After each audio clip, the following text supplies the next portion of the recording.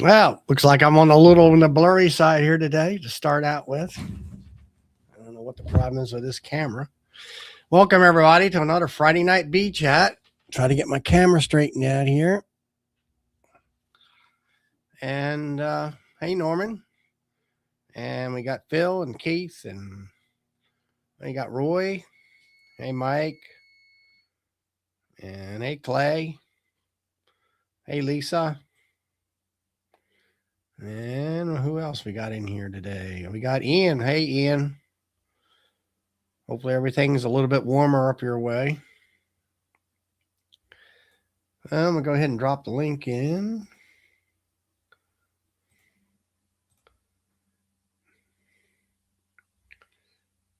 So it's pinned to the bottom, I guess you would call it. Looks like Cayman's going live too. Stepping on my toes. Oh, what is wrong with this camera?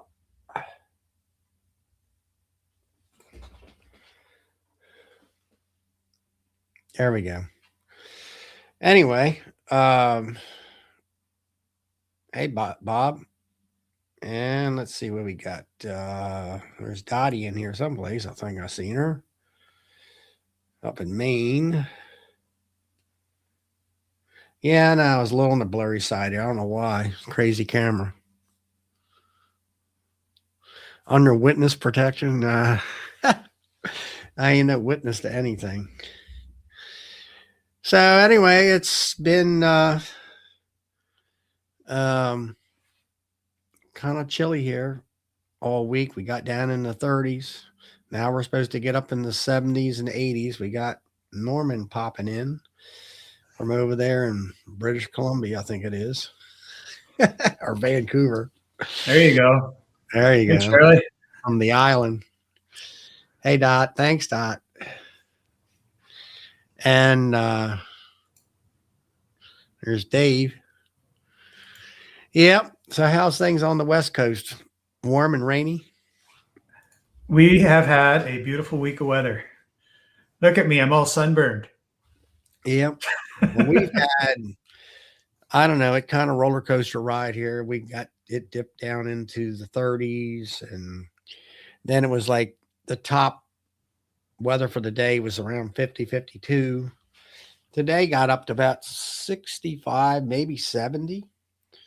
And then next week it's supposed to be in 70s and 80s. So kind of get back up and going again. That way at least I can get out there and start looking into my hives a little bit more in the evenings and that kind of stuff. Yeah, I think we had at least five. What was that, like at least 5 days in a row of like, mid 70s and sunny. So yeah, that was a pleasant change. That's for sure. Got lots of bee work done. That's good. The bees all looking good. Yeah. I have one particular hive that's doing really well. It's already just chocker block fulls. It looks like it's ready to swarm already. Yeah. There's Ripple Effect. Hey, Joe.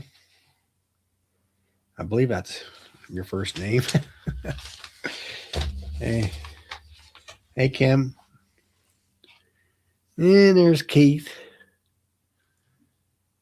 And far as Sonia, I don't know. I haven't seen her lately. Or him, her. Yeah, I don't know. I got some splits to make. I got some maybe queens coming in over the weekend.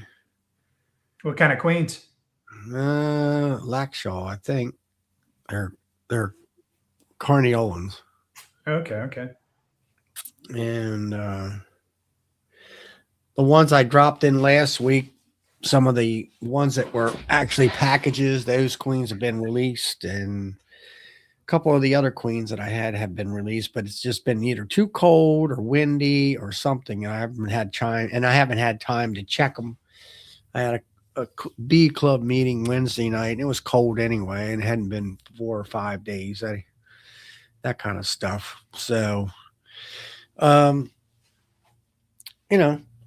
check them tomorrow afternoon, I guess. Get done work quick hopefully they're all released. I know one of them out there. Some of the nukes some of the bees had left and went back home to the parent hive. I gotta put some more bees and brood in there to kind of boost up the bee power, as I call it. Yeah, well, as long as they got food, I'm sure they'll do fine. Yeah, I just like get her to lay in and with plenty of extra bees in there to cover brood up and stuff like that. It kind of gets the amount of worker bees is how much she'll lay. Yeah, yeah, yeah. I took advantage of that one monster hive I have, and I'm trying to kind of in the Bill style. I'm trying to make some queens out of that one. So I grafted about 40, well, more than I'll probably get. I grafted like 45 queen cells in there, and yeah, we'll see how that goes. So you've already made a graft. Hey Tom. So you made a cell builder up and grafted Well, week? I just, yeah, I didn't make it up. I just kind of moved the queen up, essentially. So I took one frame, like basically this hive is just chocker block full of bees, and it's boiling over and boiling out the front. It's a lot of bees in this hive. So I was looking for the queen, and then the one frame that she was on, I put her in another box that I was putting up top, and then I grabbed one more frame, put that up there, and then put a queen excluder, and put my graphs down low. And we'll see if that works. Well, let's see where Jeff, Mr. Ed, got his YouTube channel stolen. Oh no! That sucks. I actually seen one of my videos about a wax melter. Somebody spoofed that and was using it on their channel. I don't know who the heck it was. And all that kind of crazy stuff. Hey, Keith, Barnyard. And let's see. But that's kind of crazy. But Yeah, it's weird you can lose your channel. yeah, I mean, he's been at it for so long. I don't know what people get off from doing that kind of stuff. Well, you'd think it's like tied into his email and all that. Well, Michael from 21st Bees got his Facebook, and some other different types of electronics got stolen this week. Hey, Sandy. And, or not Sandy, but hey, Matt. And I don't know. It just, he got spoofed, and then another friend of mine got spoofed on Facebook, and both of them hit me for to become friends again or friends. And I'm like, delete, that crazy stuff. All that stuff.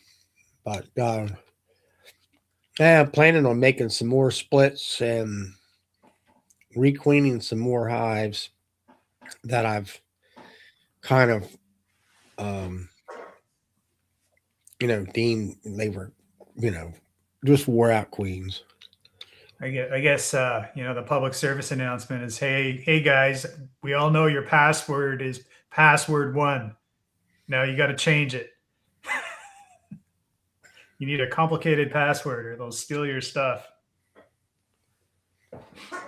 I don't know whether it's that the problem or they have someone of them coming into the back door. Hey, DC.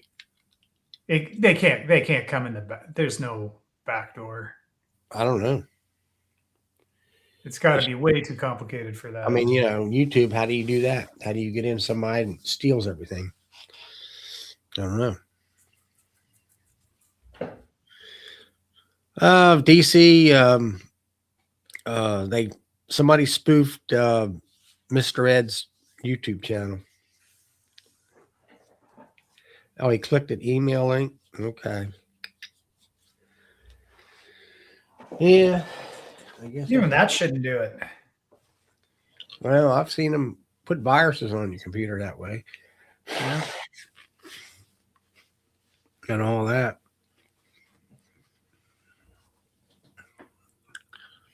Yeah. Oh my.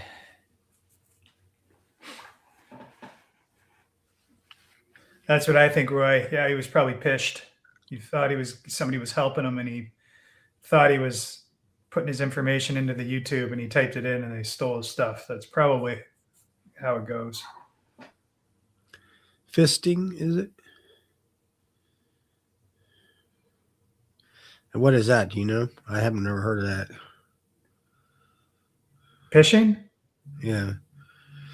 I mean, they're Well, there's a lot of different ways to do it, but it's like, there's probably somebody who's like, yeah, we'll help you optimize, or we'll help you with this, or we'll help you with that. oh, And they're like, yeah, here's the link to YouTube. And then he clicks on the link and goes to YouTube and puts his information in. And it really wasn't the link to YouTube. It was actually these guys stealing his information. yeah, Todd. I got a little bit of a cold, not real bad. I think it must be going around. Ian's got one. I got one. Now you got one.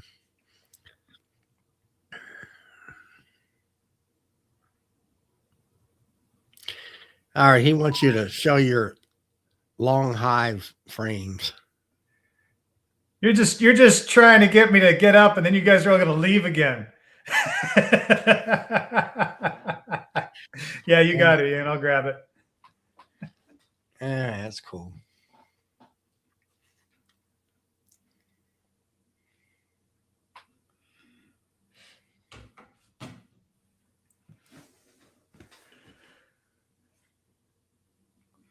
Yeah, congratulations, Ian. Sounds like you had a good start there, getting all your hives out. Have you got your frame ready? Have you got your frame ready, Norman? Oh, I'll get it.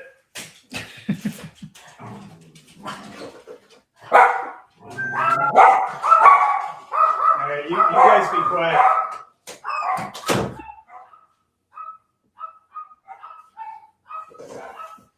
Actually, I got a really good one.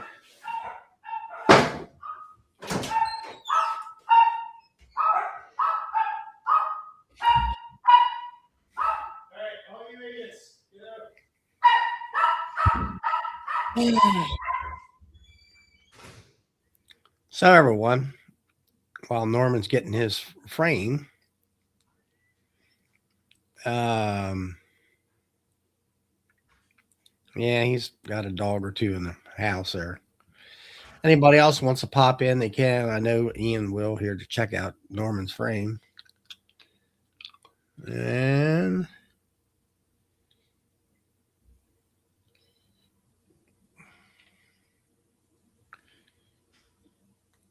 Phil, are you driving this weekend?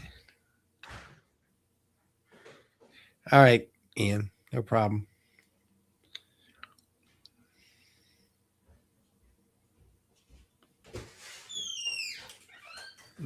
Tom, he just ordered 144 more deeps. I already went through the 144 he bought at Nobby.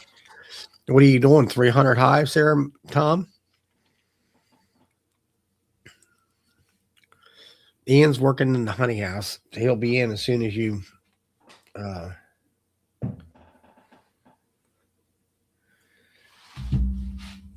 get back with your stuff. There we go.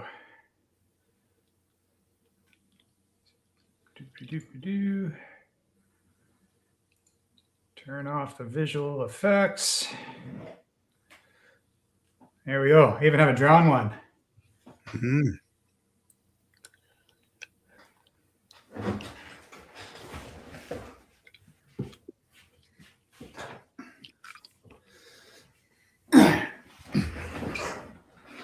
So yeah, that's how they start.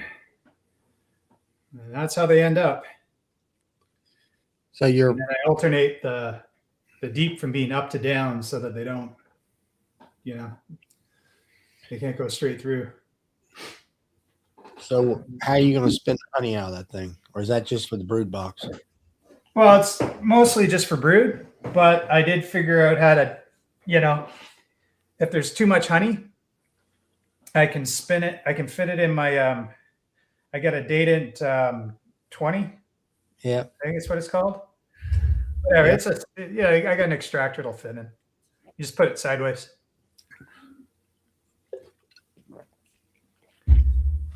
Well, that's cool. And instead of putting 20 in, I can only put 4. But yeah, they fit. I just put them in like that, and I got to flip them over, do one side and then the other, kind of like I got an old, Hey, crappy Joe. Devor or something like that. What's happening, Joe? Yeah. But yeah, DC, yeah, they can do the full circle thing on those.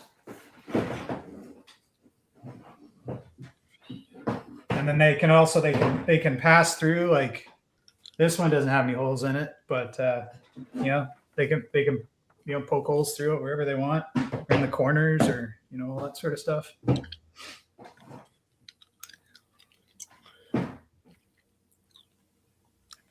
Stop falling over. There we go. So, Joe, Perry County, did you get a batch of queens in? Here comes Ian. There he is.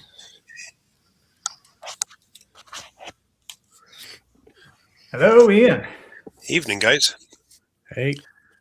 Just working in the honey house here, listening to you guys talk. We left you high and dry, Norman, last time. Oh, I know. Reminds me of how I treated my little brother when I was younger. You have to excuse me. I got one heck of a cold right now. Yeah, I got a little bit of sniffles myself. Boy, oh boy. Just when I really get really busy, I come down with a bad cold. It has probably something to do with stress, and also all the dust in the shed. The bee dust. I don't know. Around here, it's been a roller coaster ride as far as you get hot one day and you take your shirt or your coats off, and I think your body in tunes to that. But yeah, we had anyway, a good flight day today. Today was a good day. They were up and flying, and then they started to organize their flight, and then they hit the feeders. So it was a good day today. Would you put the pollen bags out? Yeah, we put some syrup feeders. Yeah, we put like 12 bags out, and every yard got a syrup feeder. So they're not overly well. We're putting pails. We haven't got around to everything yet, but we started with the pails. But by the time we get around to everything, I want to make sure that I have some syrup out for them to access if they really need it. So we're going as fast as we can. So they're doing a common one to start, and then you're just trying to get pails on. Yeah. And then I guess there's a lot of cleansing flights right now and all that. Yeah, I wish I could hold off on the pails because they're making a mess of them. Boy. But it's just the way it is. It's supposed to rain on Sunday. Hopefully the weather next week is good. We need some nice weather. Yeah, here it's supposed to be in the 70s and 80s and stuff like that. So that's going to be nice. Norman's weather. Sometimes a little bit. It's like I don't mind. It's like just gradually step the weather up. Don't go boom all the way to 80. Well, I could use a day like that. I wouldn't turn it away. Well, yeah, you're up there. I was watching the weather. Well, I guess it was some of your videos with the weather map and stuff. And I'm like, goodness gracious. Yeah. And then they were showing on the TV here about where this ridge of warm air is coming up out of the south, and it happened to be Manitoba up there, and I'm like, oh, there's this big blue swath up there, and I'm like, yeah, I know who's up there. Our farmer's right on the edge of that. I know guys 4 hours north of me, they had 1.5 foot of snow out of that, and then it was less, and then by the time the ridge kind of pushed up, the warm weather pushed it up, so we ended up with about an inch of slush, and that disappeared pretty quick. Well, so, is that affecting Doug and his play, or is he in that? I think he was on the line too. I think he got a bunch of slush also. I'm not sure exactly, but it kind of swept down like that. Yeah. Curse. And I guess with Brad, Brad's above you. Yeah, he got more snow than I did for sure. More snow. Yeah, for sure. And all that. So I got them all out anyways. 8% loss out of the shed, but I bet you I have another 8. Usually my loss I pull out, I usually double that for what I expect. So I'll be seeing probably about 16% or 15 or 16%, maybe 20% if it stays cold. Well, But it could be less than that if it warms up a bit. Eh? If it's less than 20%, you're doing pretty darn good, I think. Oh, I'll take that every day. Yeah, Yeah, all day long for sure. Mhm. and So, all of that. yeah. What So, were you going to show us this last time we were talking, Norman? Well, You I said just so something about happen to have it right here now. oh, you said something about you're a crazy beekeeper. You're Yeah. not like everybody else, right, and we're gonna. Well, I think you're all wrong. None of you know what you're doing. So I thought I had to reinvent everything. All right, turn it up, get it up, and go to in front of your face. There we go. So Yeah. that's a brood box, is or a brood yeah, frame? these are for the brood box. So that's a deep And, and a medium. I didn't invent these. These were more invented by a guy, Vino Farms. Yeah, I watched him. I don't think he's made a video for quite a while, but I No, Yeah, yeah. he hasn't. I hated his. Well, I don't hate his beehives. I don't like his beehives, but I Why is love his frames. So Yeah, these the bee barns. Oh, yeah. So they're pretty much his frames exactly. what about the bee barn? Don't you like? Well, I don't like how he uses like he makes them out of lysine hives, and I think you can just use pretty much standard equipment if you want to. Like, there's no reason not to. Like, Oh, I see. I end up having like a really insulated boxes. I have like 2 inches of like permanently of polyiso around it. But it's a deep and a medium stacked on top of each other with a telescopic lid, right? So, anyways, just talk about the frames. This is what you end up with. So like, this was one, I was stealing all the honey frames this week. Right. And that's what they do with it. Oh yeah, yeah. So, there's my gap there. So like they can put, there's like a little bit of drone there. Like a lot of it'll end up being drone Okay. in that gap. And what am I looking at here? Yeah, same idea. So this configuration, as opposed to a standard deep and a medium box, Yeah. two separate. What would the advantage be with having the two together like that? Well, there's no chunk of wood for them to hop over, Oh, which is one thing. So they can make, they won't do an oblong. They'll actually do like round, and they'll draw this whole thing. Like there'll be a bit of a honey barrier on the top, and the rest will just be all brood. yeah. Like the whole sheet. They can pass through it at different spots wherever they end up deciding they want to make holes. Like I said, there's no bars for them to hop over. And the really nice thing for the beekeeper is I don't have to bend over to pick that up. Like I can reach in, and I'm looking at two frames at once, essentially, right? When I pick that up, I don't have to like reach down and like crack it and bend over like that. So I'm a lot more upright.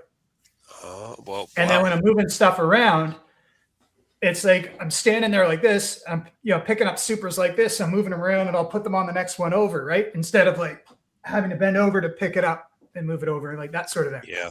Okay, I see. So the picture that you have behind you a lot of the time, they don't look like they're a deep and a medium size. They look like they're singles. Are those Those are that frame deeps and mediums. configuration? That is okay. There's just an illusion then, I guess, from the picture. Hold on, let me call it up here.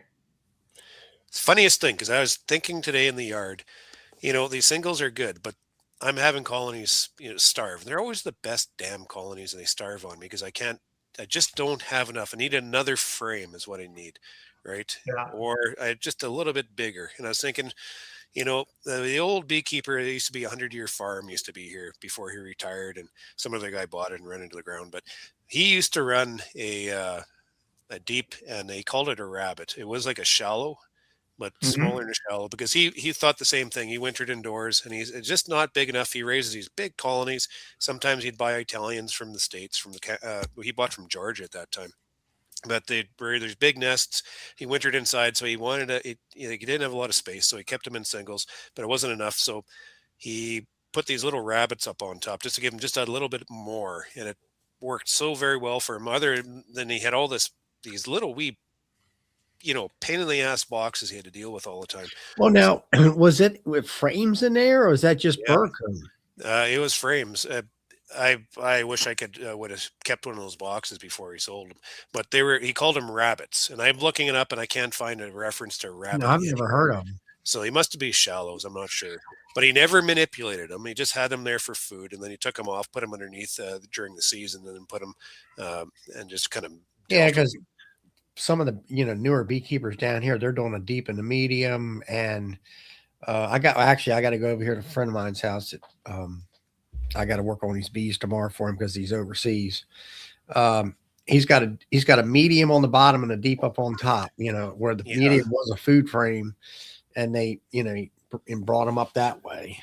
See some guys in Minnesota doing the same thing. So what you're doing, Norman, is really appealing, actually. How hard is it to pull that frame up and out, though, when it's like It's not. It's there's a little bit more to it. If it's a brood frame, there's no weight to it at all because it's just brood, right? Yeah, yeah. And if it's honey, yeah, it's a little heavy if it's honey.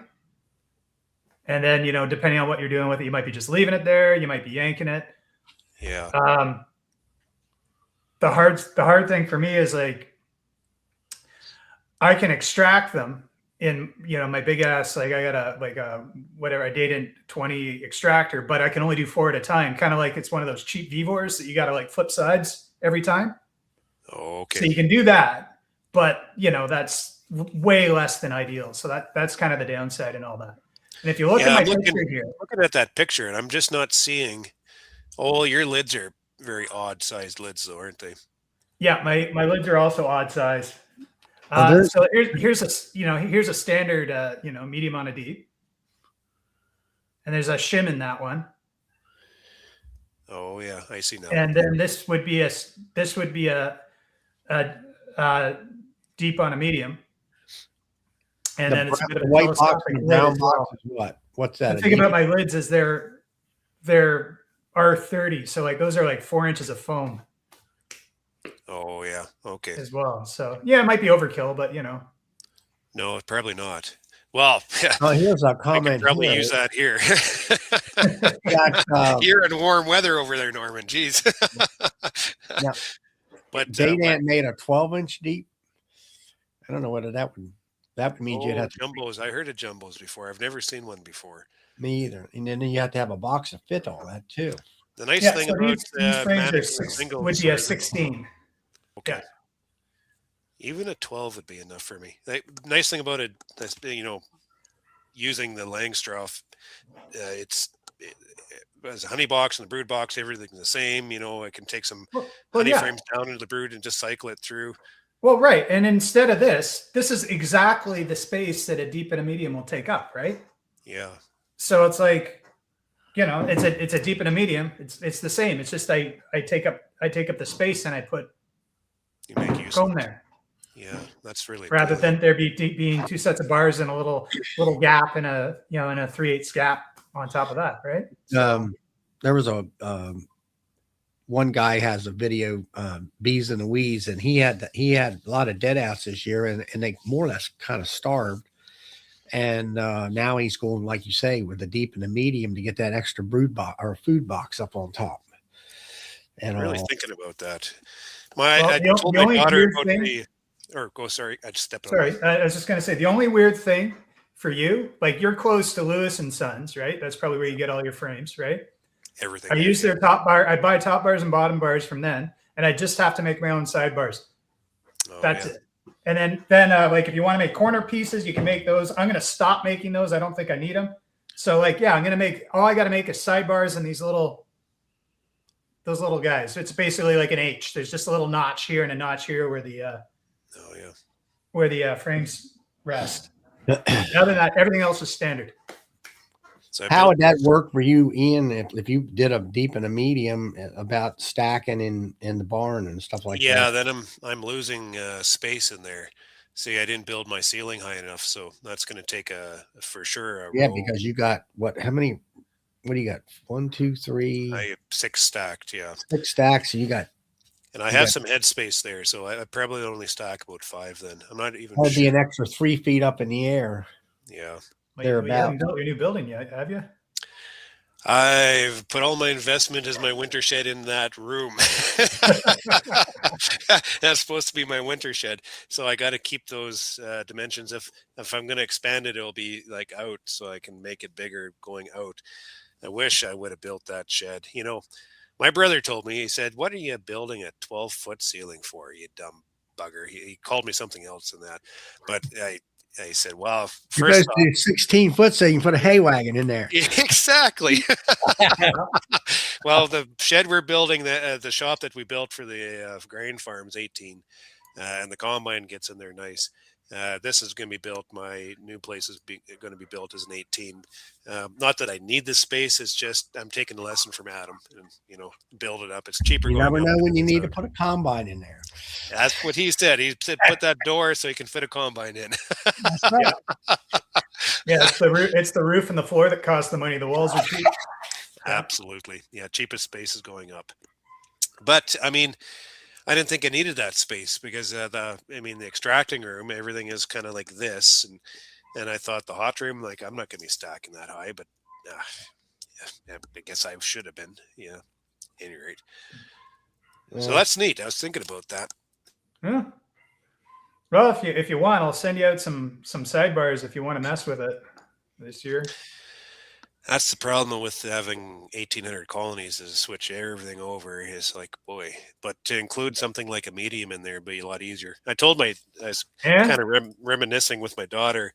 I said that the old beekeeper in this area used to use a little thing called a rabbit, just to provide that little bit extra space. And she liked the sound of that. So she wants to build these little rabbits for her colony. So maybe she'll be the one that I would transitions say it's into it. probably a shallow. Probably a shallow. I bet she was a shallow. Yeah. I'm pretty sure. Yeah. And hey, I'm not trying to sell you here. I'm solving problems for you. Well, All your I deeps love that it. you have that you're using for brood can all become honey supers. So you're not actually wasting anything.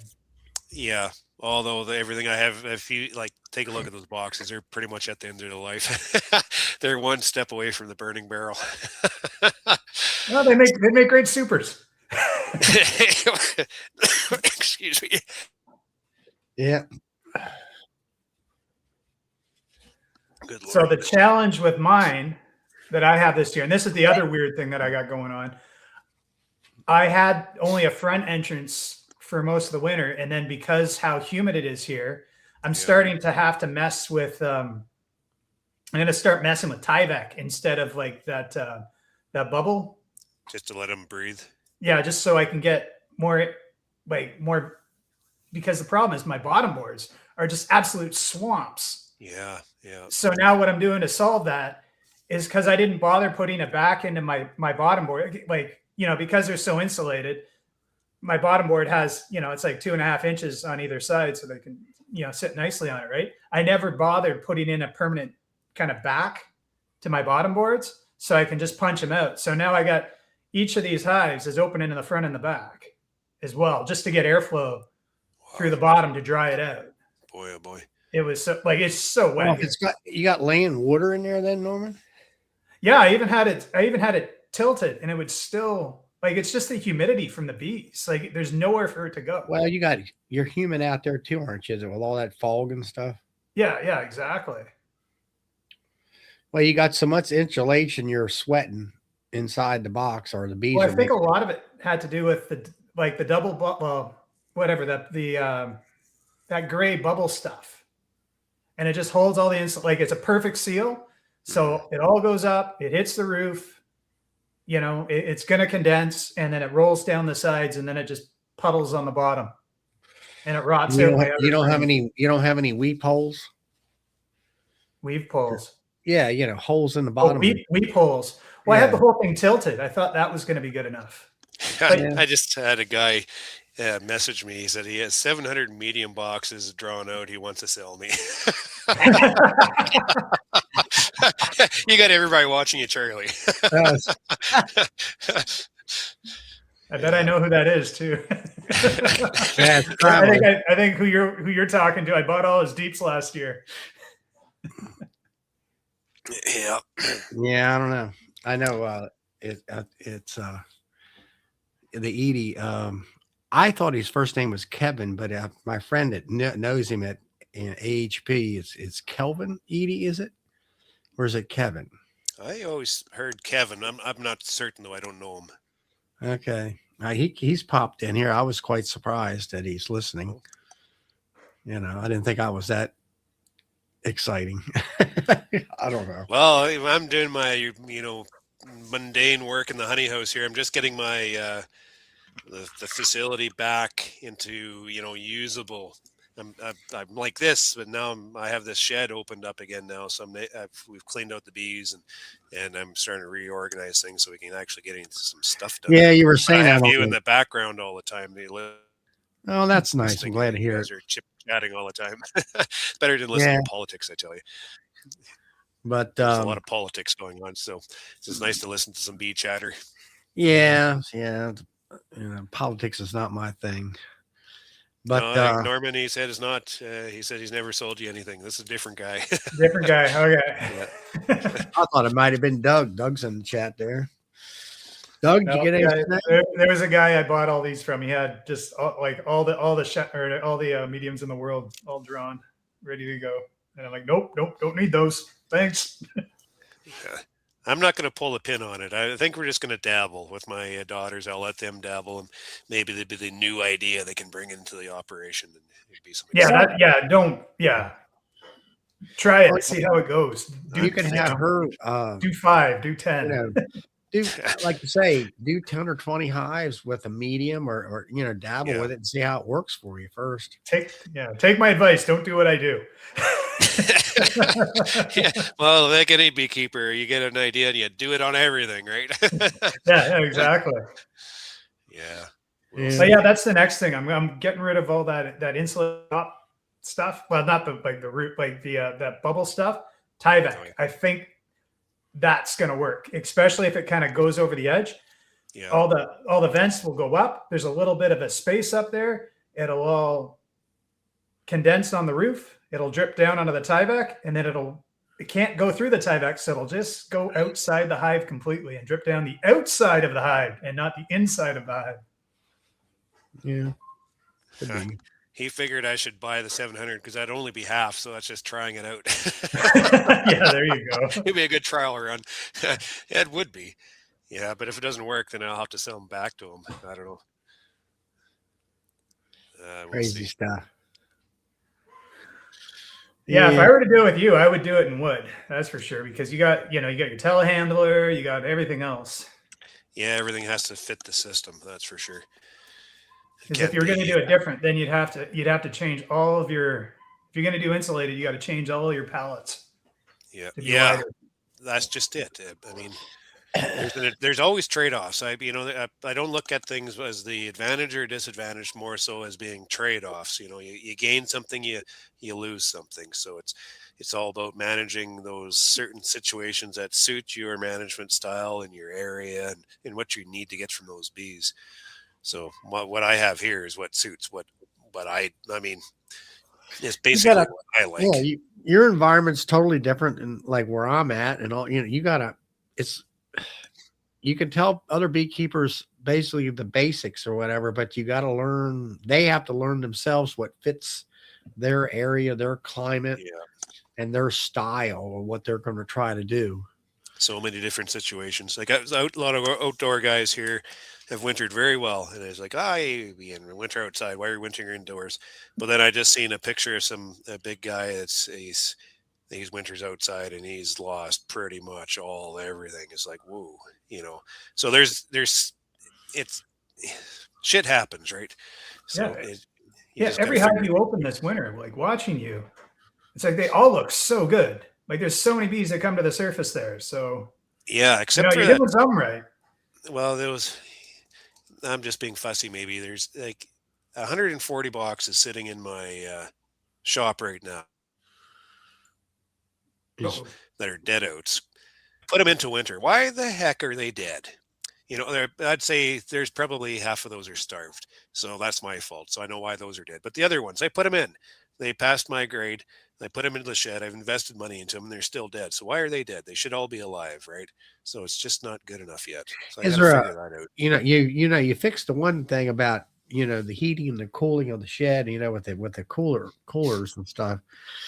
Is there any way of putting in like a drip line to drip sugar water in there when they need it? I've always thought about that because it would be very easy to feed a lot of colonies without, Well, excuse my French, but effing around, right? Yeah. It's like, I mean, but putting those little feeders in the front of every colony in the shed is such a monotonous, terrible, sticky, Yeah. dirty job. Yeah. It's just terrible. And the bees come out, and actually, well, when I did it, I also thought that it added a lot of stress to the colonies. Maybe you ought to Is call. Maybe you ought to talk to James about that. that what James does? He's got something of that nature, from what Got I something gathered written years up. ago. I I, figured I, it gave him a little bit of a gut ache or something. I didn't think it worked as what I thought. I don't I know. got one for you. Maybe I should wait till next time I talk to you. Kind of spoon feed you. Yeah, we drink from a fire hose, don't we? That's why we like. G'day, I've Dave. done, I've done that too. Hey, Dave. Hey, David. What's going on, But bud? something I was messing with last year was I was using basically a pressure vessel, like basically kind of your household, your well pressure vessel essentially, right? You fill that up with your sugar water, so you don't have to worry about a pump, and you can actually pump it up to a decent pressure, and then you step it down as you go. You can put it on a timer, and you put it on little emitters that can spray into your hives. Now the trick is, how do you control where it goes or whatnot? And what I was using last year, I was experimenting with, I haven't gotten that far into this yet, I'm going to try this year, is microfiber cloths. So you put a microfiber cloth on top of your brood. You stab your spaghetti string in through it, and it's attached to the microfiber cloth. You tie it to it, or whatever you're going to use, sew it to the microfiber cloth, and then it just it's on a timer. So like every, I don't know, 10 seconds every minute or whatever it is, just a little psst. Oh, I see what you're saying. And then the cloth. How long would your cloth be? Were you thinking? Oh, it's just the standard microfiber cloth. I'd probably put I'd put like a big one across the whole thing, and then I'd put like probably one folded up into corners on top of that or something like that. And then just see what you need. What's it going to do? Absorb the sugar water? Yeah, it absorbs the sugar water, and then the bees cluster on the microfiber cloth and basically suck it dry. And he got. Roy said, Ian, were your dead outs in a certain area of the shed? Did you figure that out? No, the dead outs were random spread through it all. It was, it's queen problems, and I did have a loss in a yard. I was experimenting with mite resistance, so I was putting him through some natural selection. So I Yeah. so that's mites. Well, back to other queens. I mean, things. are you? Managing this many colonies. I'm being really fussy. Managing this many colonies, I can't go through every colony in the fall. I act by cue. How do you manage your queens? I mean, I know I see you out there. Well, that was no good. I pinch her, and then you put a new queen in or something like that. But do you make sure that everybody's a brand new queen? Requeen every year. Well, I probably should, but I don't because I'm cheap. But also because I like to integrate my own queens Yeah. into the system, but we don't have a long enough season to be able to rear the queens Amount. early enough to to build them into the crop that season. So I shifted my entire focus into a 2-year system. So I build them June until July, and then just kind of work them as nukes and maintain the queen, build out that little nuke, get them through winter to explode the next season. So that's how I integrate my queens into my rotation. So it kind of goes like that, but they're a quarter spent by the time they start the following year. Well, that's what I've been focusing on here the last 2 years, and I was talking to Rick Sutton, who comes in here occasionally, and he's got a couple thousand hives, and I learned, by experience that with the way I manage my hives, I really need to requeen every year Yeah. in order to, because I listened to one PhD. She said after the first year they lose 40% of their laying power, and then I think the way I manage, they're probably losing 50 or 60%.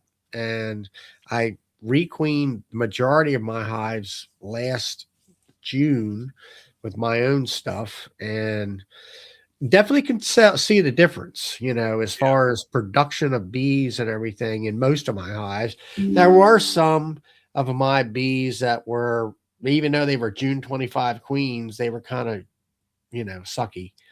And I've been pinching them, and I've gotten some mated queens in and replaced them. And it seems to be doing pretty good. The nice thing And about rearing the queens through the summer, wintering them, the next year they absolutely explode. They make me a lot of honey. yeah, They're just terrific.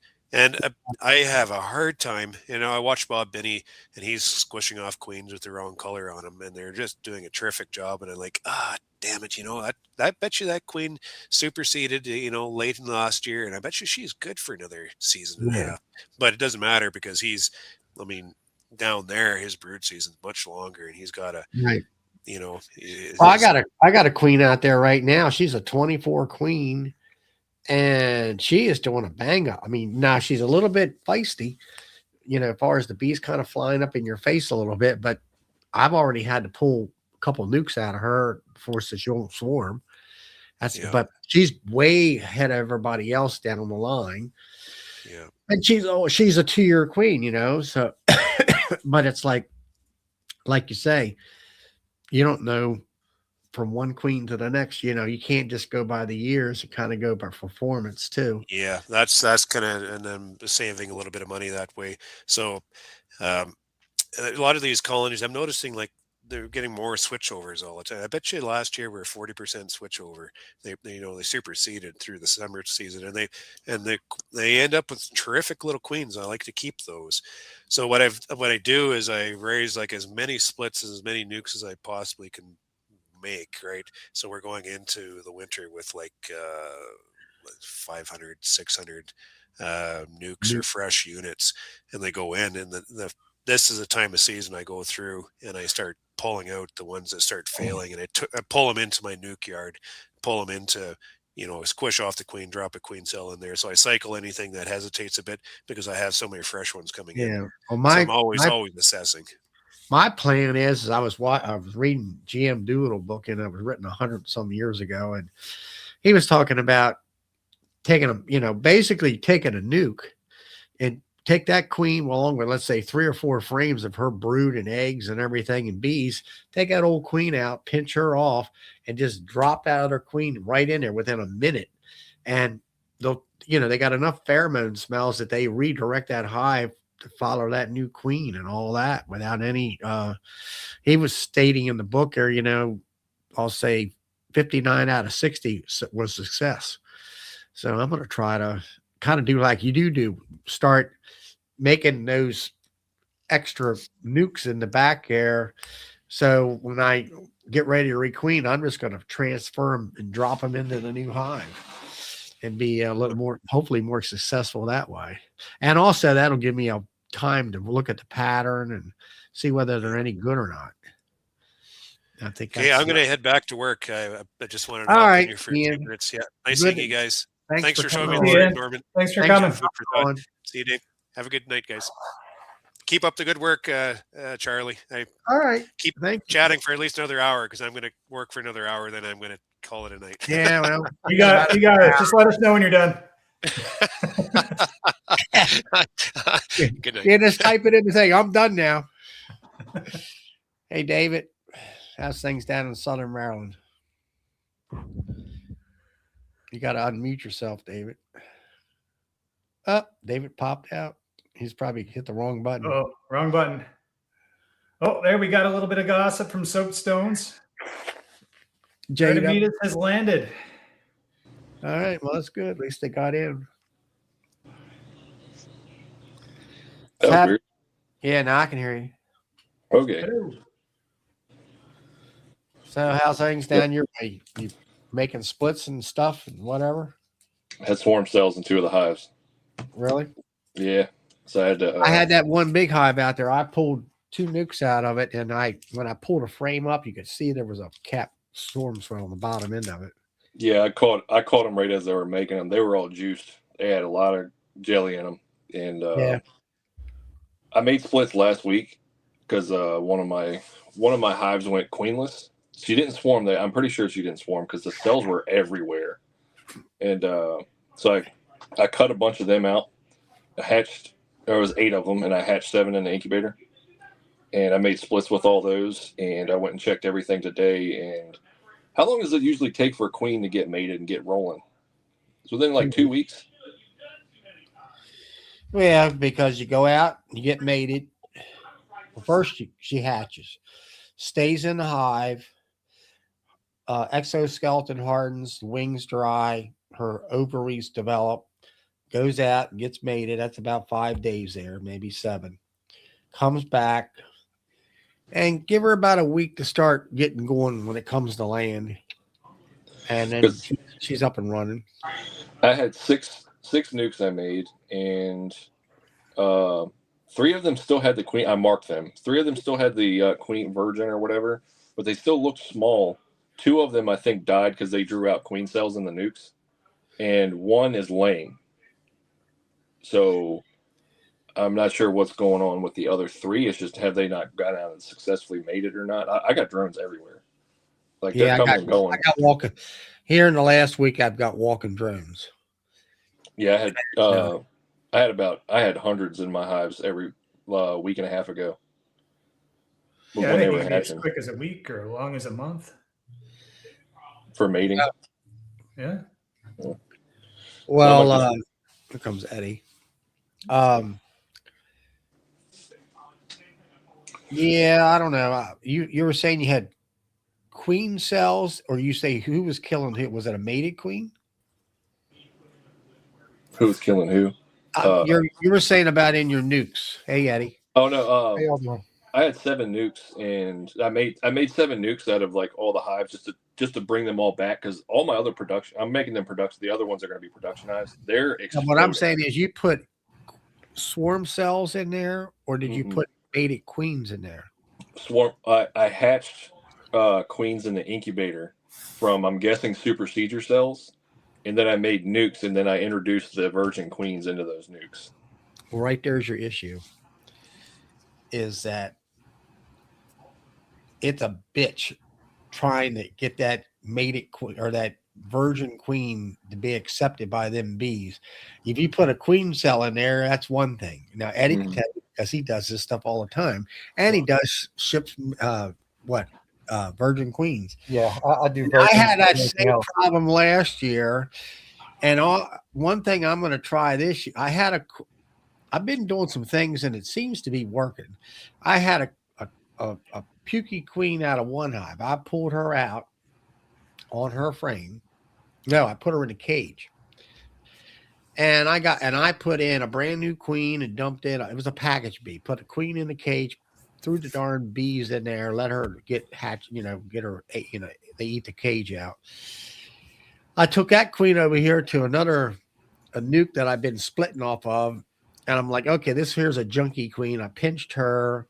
So I put this queen. I let her go out of the cage onto a frame. I sprayed that frame with peppermint oil and sugar water. Then I sprayed the snot out of her. I oiled her up real good. And before I did that, I sprayed all the other bees in that hive. And it was just a 5-frame nuke. And I put her all in there. And I haven't looked at them because it's been cold. But they should be fine because they all smell the same. By the time they get done licking each other, they're all happy. And mine, they're in there. I put them in there last week, and when I checked today, because I marked them with a white dot, they're all in, or 3 of them are in there, and they're just running around. They're not big like a mated queen. Well, no, they're not. They haven't been mated, right, Eddie? Right. How long have they been in there? Since last Tuesday and Wednesday. Well, it might not have been long enough. Plus, we did have a cold snap up here, and it's been like in the 30s and 40s all week. They ain't going out. They ain't, Yeah. No. if it's under 50 degrees, they're not flying. I generally tell thinking- people wait 2 weeks and then look for eggs. Right. Yeah, as I went and checked everybody today, like all my hives, and one of those nukes is actually laying. The other ones that have the queens in them still, they're not, but the queens are still in them. And then I had 2 of them, I guess they didn't take the virgin because they started drawing queen cells out. With the nuke that I gave them some eggs in each of the nukes so they had something to work on. And I couldn't find the queen or the virgin in those, and they just decided to draw queen cells out in those. So I guess that's what's going to be queening the nukes when they hatch. Yeah, if they start drawing cells that you put like a frame of eggs in there, then they didn't like the version you put in there. Yeah, Or she got eaten on a mating flight or something. maybe. Yeah, and then like I said, today 2 of my hives had swarm cells in them, and I caught them. They weren't capped, so I ended up pulling the queens out of them and made the queen that I got those virgins from, or the hive that I got those 8 virgins from that I hatched. They've been queenless, and I have not seen anything in those. So I went ahead and took one of the swarm cell queen, or the queen that had swarm cells in it. I took her and 2 frames of brood over to that hive and dumped them in there to get them queen right. And now I guess I'm going to use the swarm cells from her original hive to re-queen that hive. So I'm hoping that'll work out. Like I said, I didn't know. I haven't seen anybody say anything different about just taking an existing queen and dumping it into a queenless hive. I mean, I guess I'm always going to want a candy releaser, a mated queen. I don't want to just throw a mated queen in another hive. I know people say that they do it, but you also could get that queen balled and killed. right. They've been queenless Safer to slowly candy releaser. They've been queenless for about almost 3 weeks, going on 4 weeks now. Yeah, you might get some laying workers after that long. Yeah, well, I mean, I got a queen now. We'll figure out what happens with that. I'd put a frame of brood in there. Yeah. Oh, I did. I put 3 frames of her brood in there, 3 with her bees too. I put them right in the middle.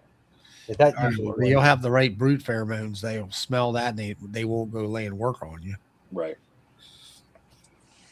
Guess Yeah. that's essentially what's all I happened down made here. splits, and then I got some of the bees left and went back home. And it's been cold, and haven't been able to get out there. And I did check. So I'm candy releasing them and all, and then they've been in there for like 5 days, and the one was almost opened up, and I'm going to hit and just pulled the back plug out and let her walk on out there, and she seemed to be fine. But she'd been in there for 5 days and all that. So anyway, so what's happening in your area, Eddie? You're probably nice and warm and toasty down there. Oh yeah, it's humid as hell, and it wasn't too bad today. I mean, the humidity was bad, but it was in the mid 70s. I got inspected yesterday by the state inspector, which seems it's just kind of formality down here. If you're selling bees and shipping them, you're supposed to get inspected. But I feel like I teach the inspector stuff whenever he comes, because down here we don't have like straight bee inspectors. It's the I guess the Department of Wild, actually I don't know, Department of Agriculture, and their main thing is cattle. 2 people came and they don't even have bees. They just they know what to look for bad stuff in the brood. And whenever they come by, I see if I can teach them a thing or two. And I talked to them about the hives register, because you're supposed to register your hives down here, but it seems like almost nobody does. Do they always bring their own bee suits? So I don't wear a bee suit hardly ever. Yeah, they bring their own bee suits, but okay, at least they did that. yeah, they bring their bee suits. Here in Maryland, you're supposed to register your bees too. Yeah, but there's no like bee police or anything. I talked to Mark about it, and he's like, the only thing that happens is, like, say there's an outbreak of something, we're going to contact everybody that's got registered hives. Everybody else isn't going to know. That's what it's really based for. Yeah. I mean, it's free to register them up to like 30 hives or 40. I can't remember. I mean, I pay like $15 or $20 for 150 hives. It's not much. Yeah, I think here in Maryland you have to register every hive.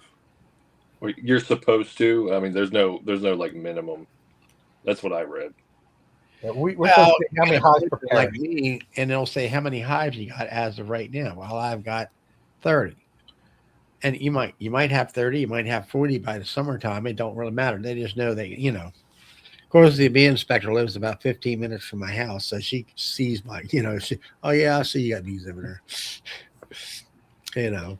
I kind of wish it was just like, hey, you need to register them at the end of the year. What are you going into winter with? That would be a lot easier. That's what I do now. I just go in, I say, okay, I'm going to do 26 or 30 or whatever it is, and let it go at that. Yeah, we have to give them our numbers in October. So Yeah, they going register on. more so in the springtime. Well, in springtime, numbers are fluctuating so much. That's what I was thinking. I was like, if you decide to take a hive and split it into 4, it's like, okay. And then what happens if one of them doesn't make? Then you add it back to another one. It's just going up and down in your numbers of hives. Yeah, it's just a generalization. Now, Joe, up in Perry County, PA, if you want to sell a nuke, you got to be registered to sell a nuke. You got to be inspected. Up here in Maryland, as long as they ain't going across state line, you can sell anything you want. Now you go down there in Tennessee. Now they're really, I don't think I could live down there. I mean, I went down there. Oh, you want to buy boxes for me that are used? You got to get them inspected before I can sell them to you. And with no bees and or selling bees too. And I mean, they're really. I'm thinking to myself when I heard that at this meeting, it was years ago. I said, you guys must have had American foul brood, something terrible down here. And but you kind of got the gist from the bee clubs and stuff like that down there that the education level in beekeeping was not that high as far as doing everything. You said you had to inspect the boxes down there, even let's say I had 20 deep boxes I want to sell to you, and they're used. You have the bee inspector. Then there would be some of these. I don't know whether they're volunteer or whether they're slightly paid, where they've been through the class to be able to certify, their boxes are okay to sell to you. And they would come out, look at your boxes the way I got it, and then you could sell them to you. That's crazy. And then I think also, if you go across county line, you had to get inspected, which I think, it's kind of ridiculous. That's a little bit of overreach, in my opinion. That's what government does. Isn't it illegal to transfer comb in Tennessee too? Like you can't buy comb from somebody. I don't know if that's really true, but somebody told me that. The boxes have to be inspected, but you can't transfer like used comb. I sold comb. I had 100 and some frames of deep comb. And it was good comb too. It wasn't nothing wrong with it. It wasn't old stuff either. I was just going away from deeps and going to mediums. So, that's one of my big bottlenecks. I don't have all the comb I need yet. And this year I've been fighting swarm and something awful. And I had some comb in the beginning to open up the brood nest, but it didn't matter. They were swarming even when they had plenty of room. I think that once we get enough different pollens and have enough flow coming in, they're just in reproductive mode and they just want to go. And there's not much you can do about it other than split them to death. Yeah, I think we're getting into that because, like, when I did inspections today, every one of my hives, they had like 5 to 6 frames of pollen. And as I debated today putting on like a whole nother deep just to get them to draw it out, but give them more space. Just because they were filling, if it wasn't pollen, it was honey, like down in the bottom box, but the top box, they were trying to give the queens areas to lay. And that's what I noticed one of my hives. I'm starting to believe the spicier they are, the more tendency of the more likely they are to get honey or make honey. well, I know that's going to be hearsay. People are going to be like, "Nope, that's not true." Well, out of 9 hives, the one hive, the spicy hive, they've already drew a medium super out and filled it. Well, I have to Hell of say a- this. I got one spicy hive right now, and she is gangbusters, and she's 2 years old. Yeah. But I was think a spicy little has- less honey to not have to wear a jacket. Yeah. the I spicy don't has- even know if it's really there's a more thing or not. bees, you know, and As then it- you like I know said, the all other the- hives are underdeveloped. What's that? Maybe. I mean, when it comes to brood laying, what I was noticing, like some of the hives that aren't as spicy, they tend to sheet out. Those queens tend to sheet out a whole frame with brood, whereas hers, she's just a lot of like, what was it? Bob Benny says, foodie broodies. I was noticing that all of her frames are just food and brood, and it seems like they're all kind of on par with each other when it comes to brood, Okay. in my opinion. Well, if they're laying sheets of brood up, that should be plenty of bee power to get you a lot of honey. Yeah. I wasn't expecting like to see full sheets. Like there was definitely 2 hives where they had 2.5 frames of front, back, top, bottom, left, right, full brood. It's like all the rest of them were just the foodie broody ones. So when you say foodie broody, are you talking about like pollen mixed all up in the Yeah, where it's just the rainbow, like the honey, the pollen ring, and Okay. then the brood ring. Your typical, like what you would see at like the top of a hive. Okay. And the I know top that bottom. like Randy Oliver talks about that when you start seeing the pollen mixed into the brood, that's just the super stimulative pollen, and that's just telling them to kick in the gear and speed things up. Mhm. That your sheets of pollen are kind of like the stuff in the cupboard, but the stuff that's in the middle of the brood is really stimulative, and that's telling them they got to keep going and speed things up. Right.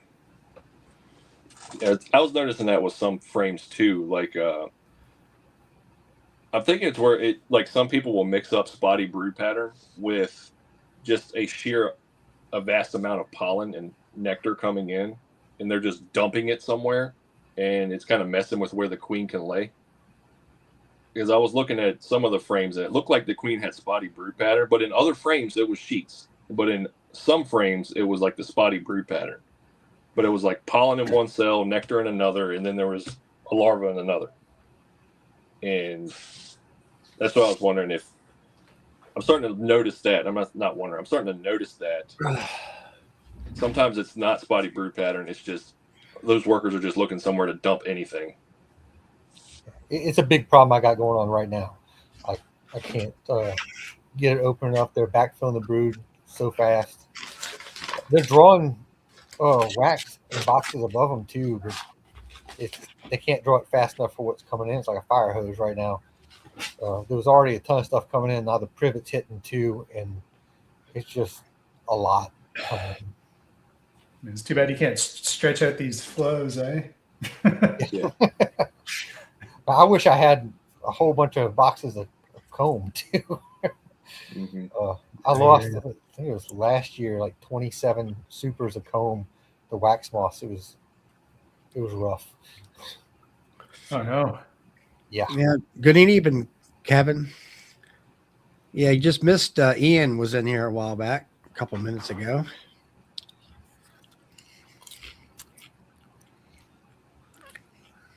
So you got what, tallow or something going down there in Louisiana? It's privet is just starting right now, and I think it's going to be a good one. It looks very promising. We had like a week of pretty wet, and now the sun's out and it's just starting to open. So I think that we're going to have a pretty good privet flow. And there's all kinds of stuff that's coming in. I don't know all the little flows well enough. And poison ivy was putting out like crazy last week too. Bees were all over that. And I said ligusтрums are that's part of the privet. But I mean the privet's starting to turn white, and every walk up to them, and you see that only like 10% of it is open, and it already looks pretty white. So I know it's going to probably be a really good flow. 2 years ago was the most I'd ever seen from privet, and my property in Folsom. I went out there and it looked like there was snow around the edges of the fields and stuff, just because all the tree lines are full of privet and they're just solid white. I'd never seen that before. I'm hoping that we get that again this year. I wasn't ready for it 2 years ago. Yeah.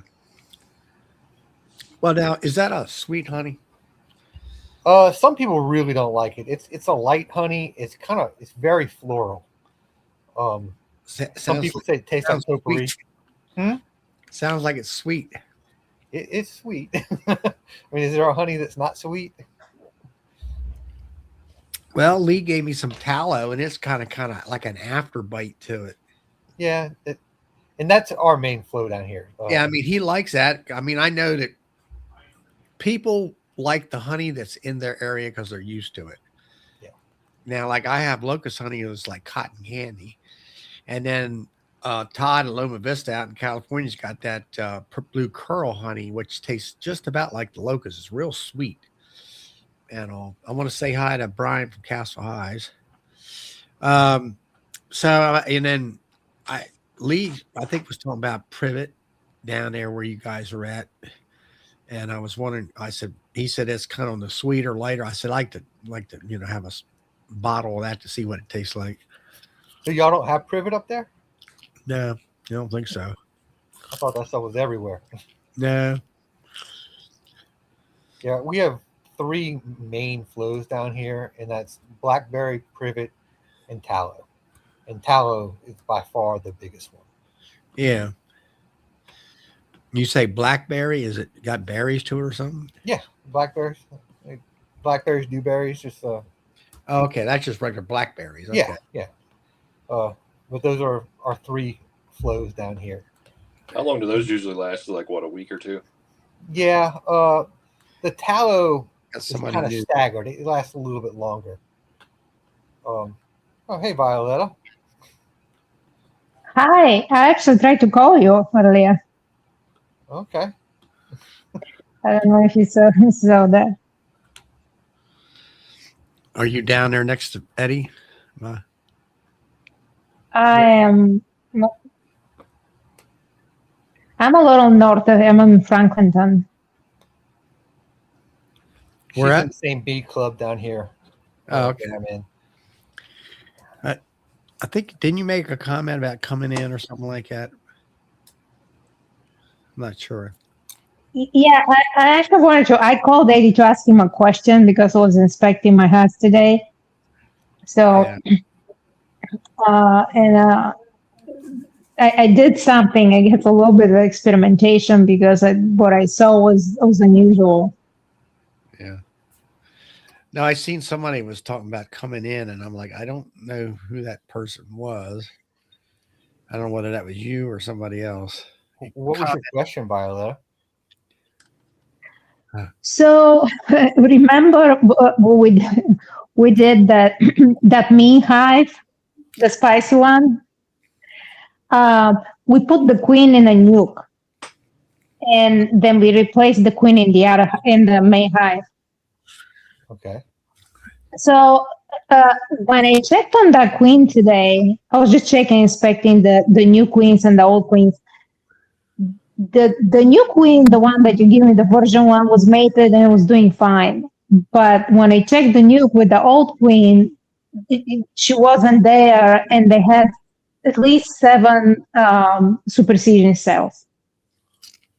I say good riddance to that queen. Well, you know what the interesting thing is? I worked on those bees 3 times by myself, and they were very nice. I didn't even smoke them even a bit, including today. But the time that I worked with you and with Ken, it was a disaster. So I don't know if it was something, but they don't like guys.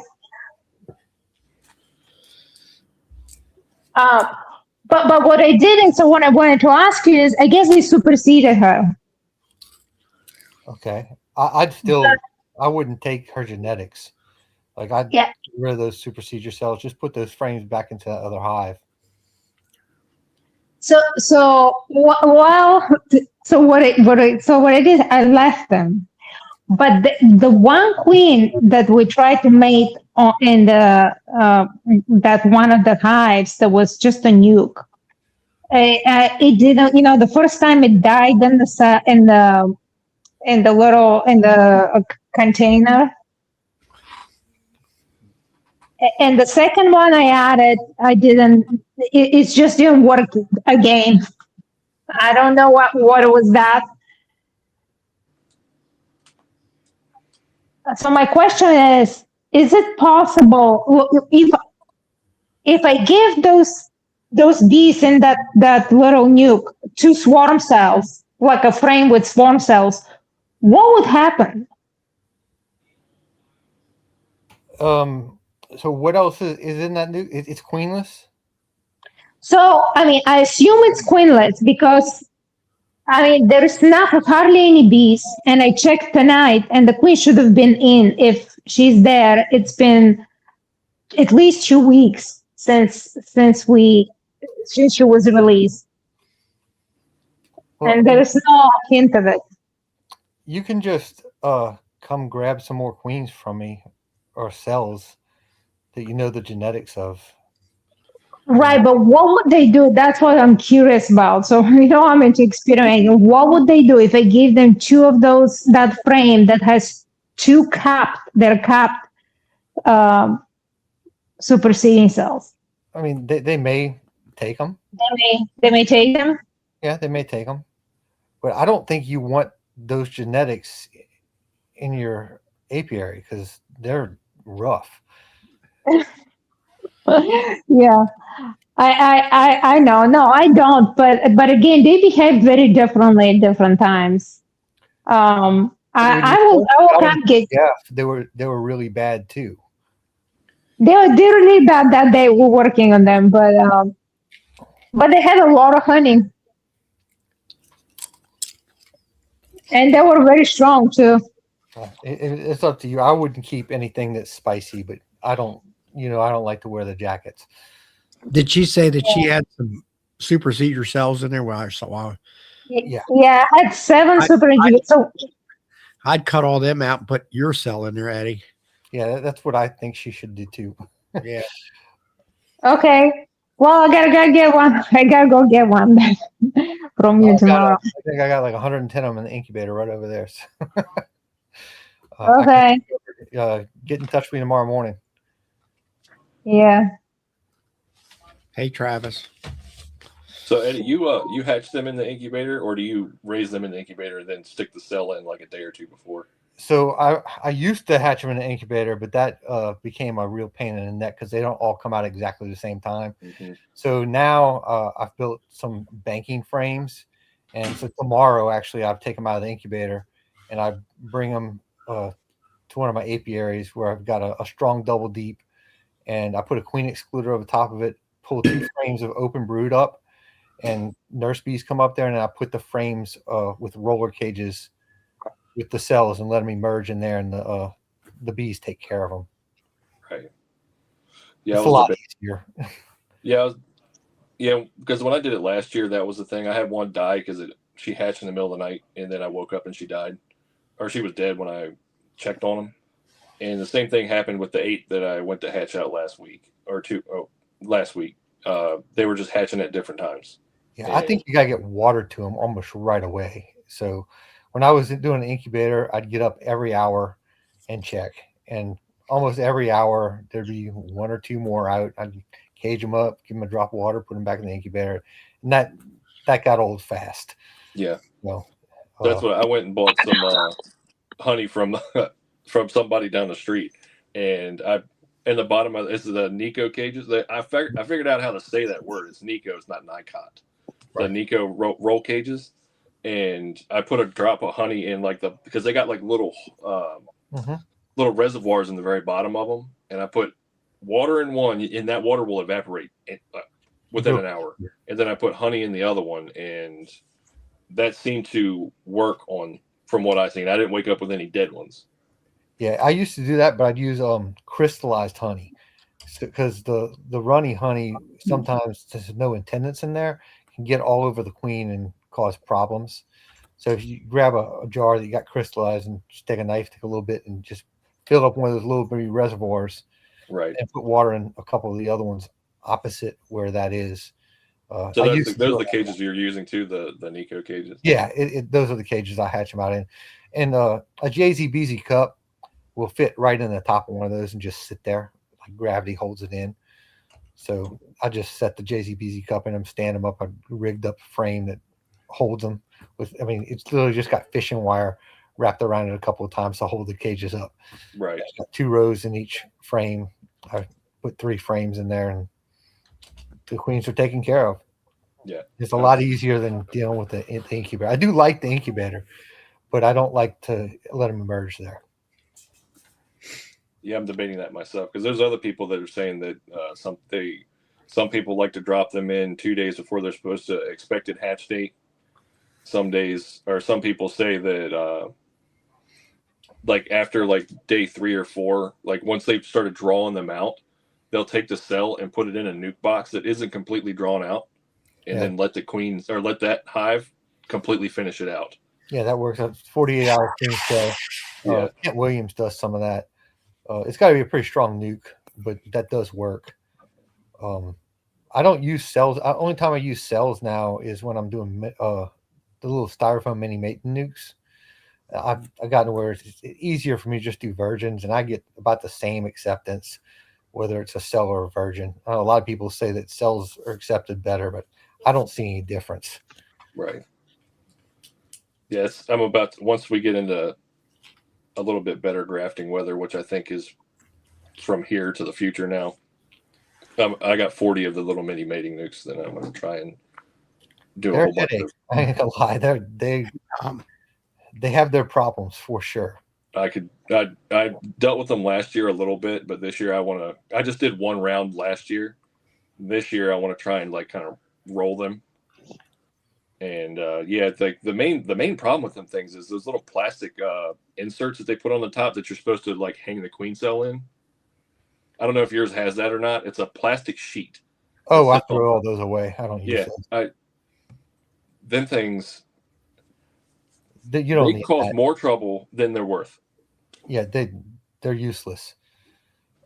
Just slide the cell between the frames. The hot bars will hold it if you're doing cells. Yeah, so I'll try that, and I'll probably take all those sheets out and just throw them away. But I see what the use of them was. But it's just when you try to close the lid, if you move it slightly, it won't close. They're troublesome. Like I said, I tried them the first year, and we just lost Violetta, and it was too much trouble. So I tossed them all. I didn't really see the use for them. I will tell you, it helps a lot when you get those things started. If you have a cold room you can put them in, you'll get a lot less abscond from you. So I put them in my honey house, and I've got an AC in there, and I turn as cold as I can. And you want the room to be as dark as possible, because if there's any light, they will chew to the light. And you'll open up whatever room that is, and you'll be full of bees. So when you get them started, you fill them with bees, and then you stick them in a dark room. Yes, yeah. In fact, Violetta helped me with the first round this year, getting them set up. If you have a second person helping you set them up, it helps a lot. Right. I don't load them from the bottom. I just pull out a frame and load them from the top. So I fill up the syrup, pull out a frame. It's 2 people helps a lot. So one person pull a frame out, and they're holding the queen cell, and then you go get your cup and a half of bees, dump them in, and you're going back to get another cup of bees, and they're putting the queen cell in and closing it up and grabbing the next one for you. Just 4 hands really helps. But the biggest game changer for me was when I learned about keeping them cool and dark. And so I'll make them up one afternoon, then I'll put them in my honey house to get it as cold as possible, and I put a piece of foam board up in the one window that's in there, so it's pitch dark. And if you walk in there and turn the light on, you'll hear them start to roar. And you turn the light off, they quiet again. But you want them to almost, if you could make them cluster. I mean, I know commercial guys that put them in a cooler, like 50 degrees or something like that, and that's the best. But I can't make them that cold. Right. But I'll make them up in the afternoon, put them in my honey house, and then they stay in the honey house all the next day. The following day, I come right before dark, and I put them wherever they're going to be, and I open them up after dark, so they don't fly then either. They just kind of mosey on out, and I hardly have any absconding when I do that. If you open them during the day, a lot of them are going to fly. Right. That helped me a lot. Sorry, Valo. So do you find they start drawing right away when you do that, or Oh yeah, they start drawing pretty quick. like even in the cold? Yeah. Now they're only in there for just over 24 hours, you know.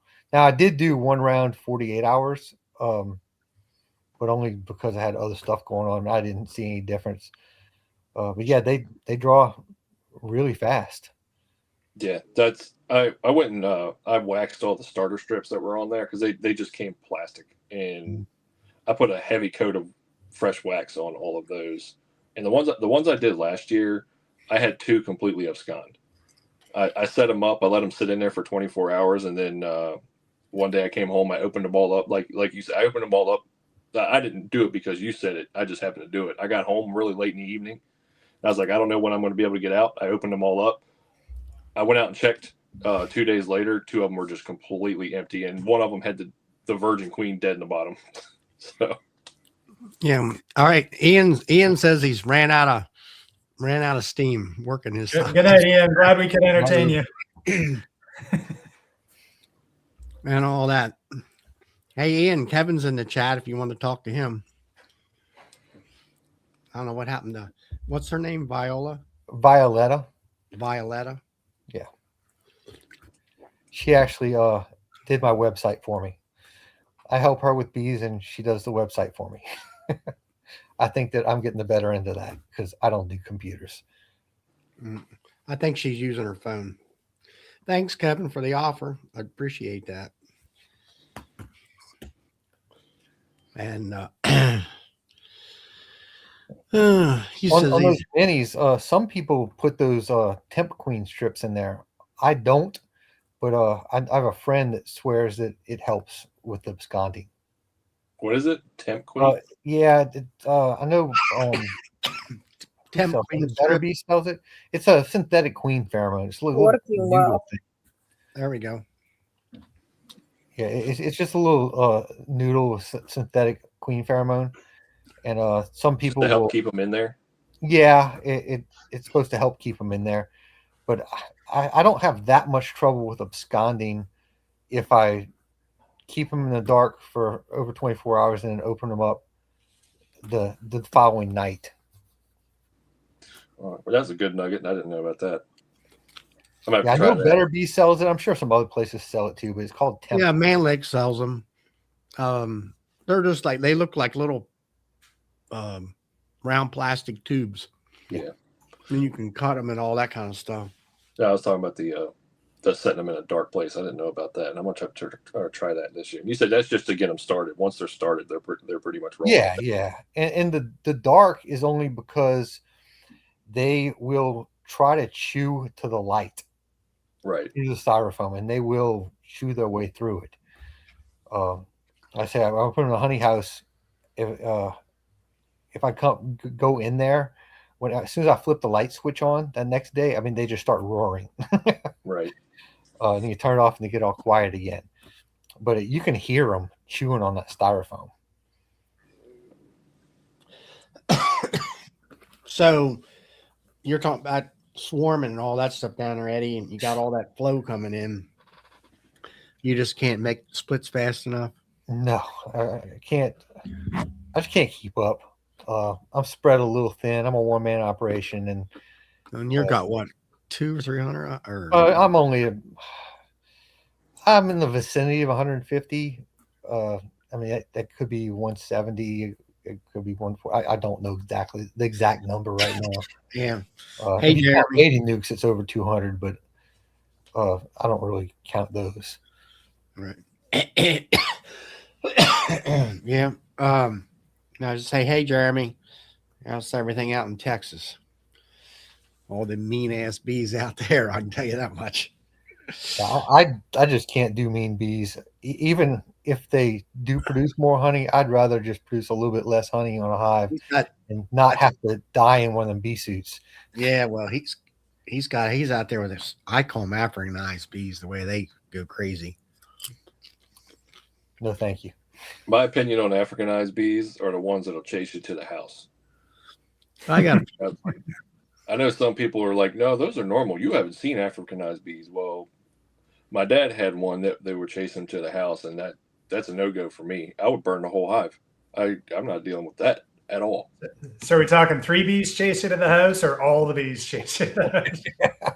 Enough to where you want to jump in the pool and hold your breath. For 10 See, minutes. Jeremy says they only chase about a mile.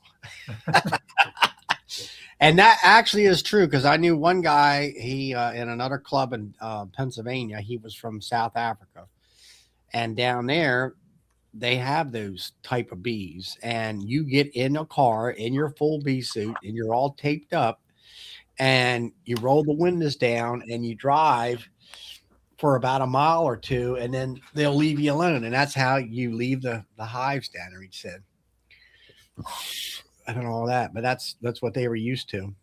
Hey, was it Roy in the chat said something? The mini mating nukes that I had a starter strip in the frame, built into the frame. And I do have 4 that did not have starter strips that I did cut a foundation. Like I took a deep foundation and I cut it to square for those 4. So either or works. But you definitely want to have a starter strip in those. Yeah, none of mine came with starter strips, but I made starter strips for all of them, and I only made them an inch. You just need something to make sure that they start in the right spot. Right. I didn't cut the full size of the frame. I just like an inch and a half in there. I thought when I did that, I thought about it. I was like, why not just take the whole foundation to the bottom? Because they do have the grooves where it'll take that little, if you cut it to length. That's probably better. I just didn't do it. Yeah, I just did it for those 4. So that was 4? That was 16 little frames that I had to do. Thank goodness I didn't have to do it for 40. But yeah, the ones that I got, they have the starter strip is built into the top of the frame. Okay. It's not like and that one, they were also like 3-piece frames. The one I had to cut the starter strip for. Yeah. They had to snap together, whereas the other ones were 1 piece. Yeah, all mine had to snap together. Yeah, that was obnoxious. Yeah, Kevin, we'll see you later. How many columns we have between me and my brother? I think it's 100,000, isn't it, Kevin? No.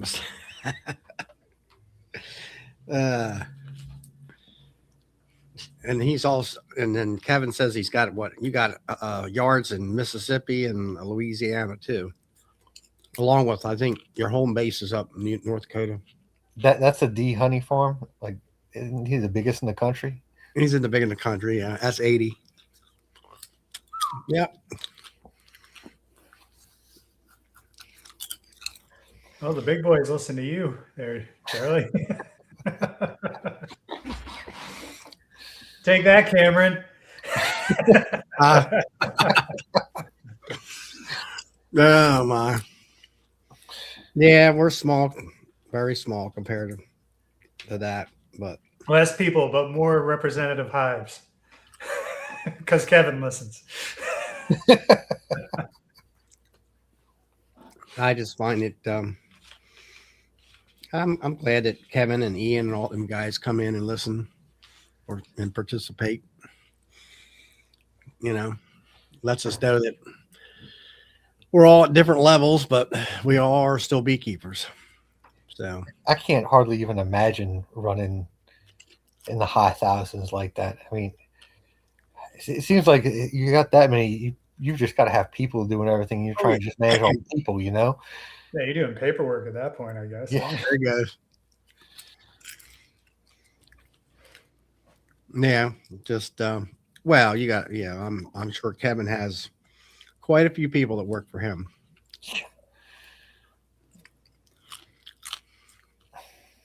And it's like, here I'm managing. Oh, now the last count was 140,000. Wow. Give or take. Gee, that makes Ian looks pretty small at 1,800. Wow. They counting hives or bees? They counting hives or actual bees? Sitting there with the Kevin, do you take and put your bees in the barn like Ian does, as far as being cold up north? Or you just move them down south for the winter?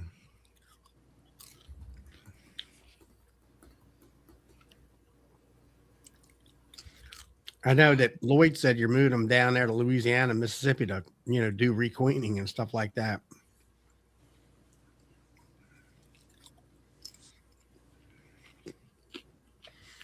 You know, That's a lot of grafting. A lot of everything. I mean, geez. I'm just trying to wrap my head around that number. well, I got to take my socks off to count the zeros. yeah, but here a couple of weeks ago, Kevin had 20 tractor and trailer loads out there in California. Wow. It's like you got to hire dedicated people just for grafting. Like, hey, your job 7 days a week is to graft 24 hours a day. No breaks. Well, that's like when we would go, me and my friend Lloyd, we would go down to Hardeman's. You want to have steady hands. You got to let them sleep. Yeah. Well, down there at Hardeman's, we would go down there. Now, when they start grafting, like around Valentine's Day, that's 7 days a week until the season's over with. And they have a little grafting shack down there, and they take a piece of copper wire and I don't know whether Mickey peens them out like a little spoon kind of a thing. It's more of a hook, and it's kind of like I guess you might call it like a German tool. And they would go in. Well, first they would take all their cups, and he would get some jelly out of some queen cells, put the jelly in a little looked like an old makeup jar, porcelain jar, put a little bit of water in there, mix it all up, take a piece of wood like a pencil, make it like a round nose on it, and then you dip it in and dip it in the cup and dip it in the cup. So now they're all wet cups, and then they would pick that larvae up. Shoot, they could do a bar 30 seconds to a minute maybe. I mean, they're going bam, bam. Well, they got a system dialed in. It just seems like there's a couple extra. Well, steps. another thing was when they went in with their personal tool, each one of them had their own tool. You didn't mess with it, and they ain't gonna let you use it either. And they would go in and they would break that cell wall and pick that larvae up, and then go over here and put it in they're holding the bar of cups here, and they got a regular frame holder there, and they would put it in there. And go back to that. You go back to my videos. That one girl down there, she just going in, out, in, out, in, out, in, out. I don't know what kind of success rate was, but then she'd take 40 cups on a cell frame, take a couple frames out there, and then go out there to those cell builder hives right outside the shack. I think they laid them in there for maybe 2 days, 3 days, something like that. And then they took them out to the outfields or the out yards where they had cell builders out there and all that. Wait, And what stayed for 2 or 3 days? They put the cups, once they started to become, they started pulling the cocoon down. They only made them, they were like starter hives. And I've never seen them do it, but they took those starter frames, then took them out to an out yard where they had put them in the cell builders out there. And then they'd have, I don't know, let's say 10 hives with a bunch of drones frames in there to flood that area and, to mate with these queens. So they were using a separate starter finisher. Yeah. Okay. Yeah. Yeah. Yeah, I tried using the German type tool, and I can't do it. It didn't work for me. When I go to the bee lab, some of them like the German tools to graft with, and it didn't work for me at all. I tried the Pierce Master Grafter too. It kind of worked, but I ended up back to the Chinese grafting tool. It's just more reliable for me. I did like that with the Pierce, you can see in the cell what you're doing when you're doing it. Or with the Chinese grafting tool, and you're going straight in, and you kind of put it right in the way where you can't actually see what you're doing. Yeah, I like the Chinese. I mean, that's what I use. And they were kind of snickering they had the last time I was down there, which was last year, one of their the newer guys, he was using Chinese grafting tool, and they were a family. And for Hanley Homestead, that was down at um, Hardeman's bee supplies. They supply package bees and all that stuff. Well, But I don't get why it works. I know when I get in there with the Chinese grafting tool, like, you know, in a good run, I'll like, it's just like bam, 1, bam, 2, bam, 3. And then the next one I'll be like, nope. And then it's like this one's smushed up on the well, side. you gotta, Grabbing you on the side, won't gotta, let go. but y'all have to remember that now they had a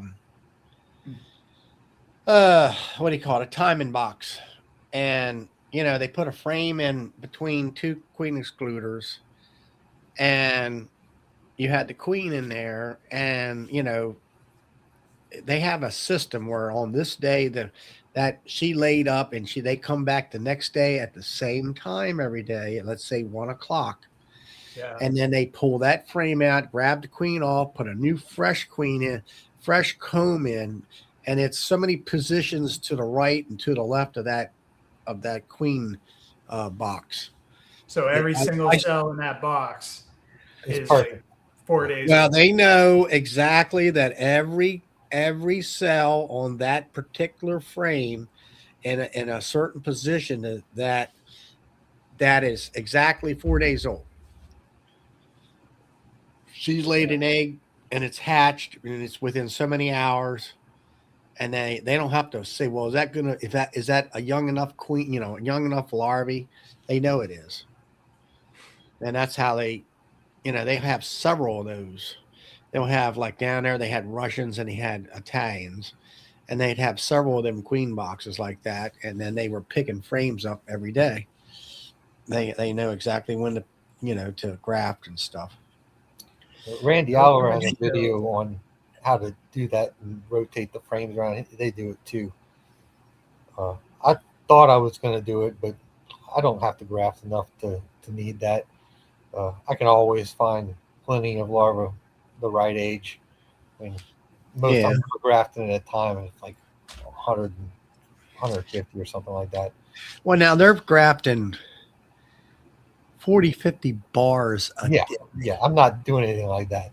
It's like I built some hives and stuff and got them all set up to do the timing box thing, and then after I really got into it, I realized I did not need to do that. Yeah. Hey, Matt, good to see you.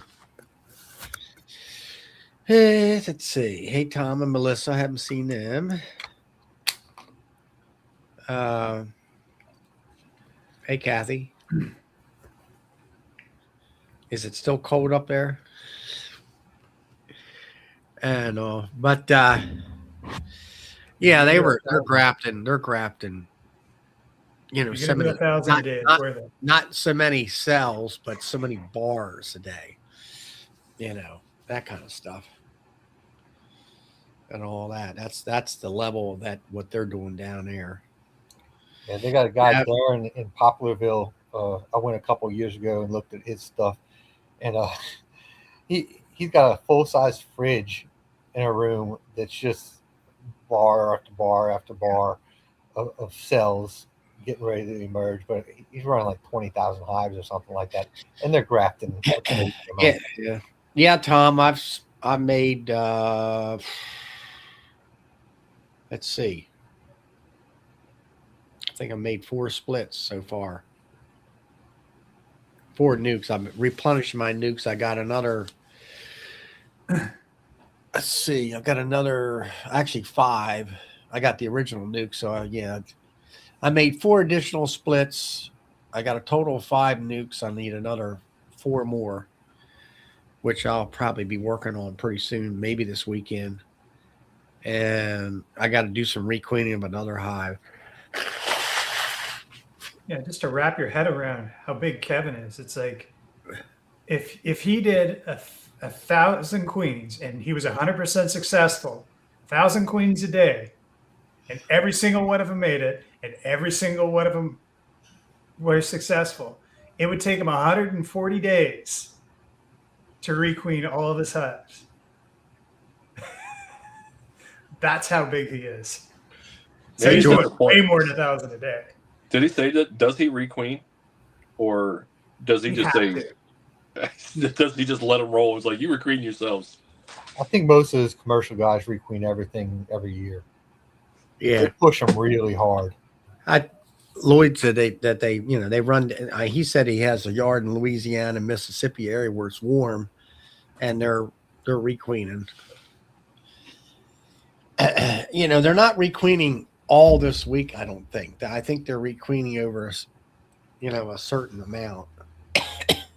And I'm sure he's got, once he gets requeened down there in the deep south, and he probably has his honey route, I guess you would call it, where he follows the flow. Yeah, a lot of those guys go up like North Dakota, Wisconsin, places like that. I know up north there, like in North Dakota, there's something up there that they go on. And yeah, I got a little bit of a head cold, Tom. And all Yeah, that. The whole chase or trucking bees. That just to me that sounds like a lot more work than just managing beehives in a yard. Yeah. You got to worry about. Have you ever seen some of videos of Kevin's place out there? Mm-mm. I mean, it's warehouses, of honey barrels. And there's a warehouse there. I think I seen it in the one video where he's got, I think, 4 extraction lines, like, I'll say 60 frame cowens. And they're extracting, 4, I mean, it's Wait, was Kevin the one? There's a YouTuber that goes around. They did a video on somebody who had like an enormous amount of hives, and they went through their whole process. I'm not sure who it was, but I did see a video from another. It was not a beekeeping YouTuber. It was just somebody who started from nothing, and then now they're a multi-million-dollar company or whatever. Yeah, that's probably Kevin. Well, it's been a family tradition. I mean, it's him and his brother, and I don't know. I guess his dad or whoever started into it. I don't know the real history behind it, but I've seen some videos of his where they've interviewed Kevin, and it's a factory. Yeah, it's a huge factory. Having 140,000 hives, you have to have at minimum 100 head working for you. Probably. Yeah. There's I'm sure there's tractor and trailer drivers, and there's field people, and then there's the honey house people and the extraction lines, and some of them maybe intermix with different jobs within the business, and depending on the time of the year and all that, like they can depends on the time of the year. You figure.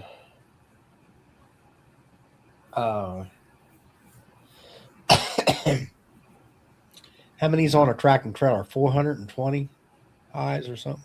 I have no idea. I know it's 400 hives at least, times 20.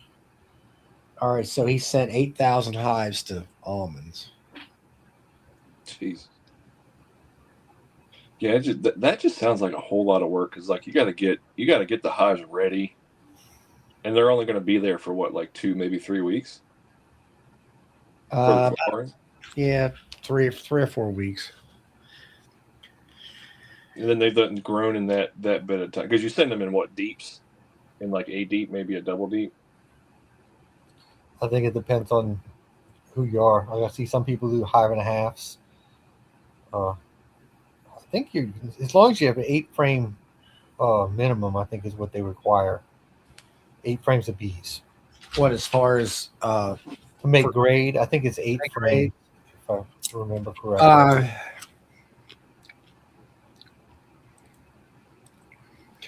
All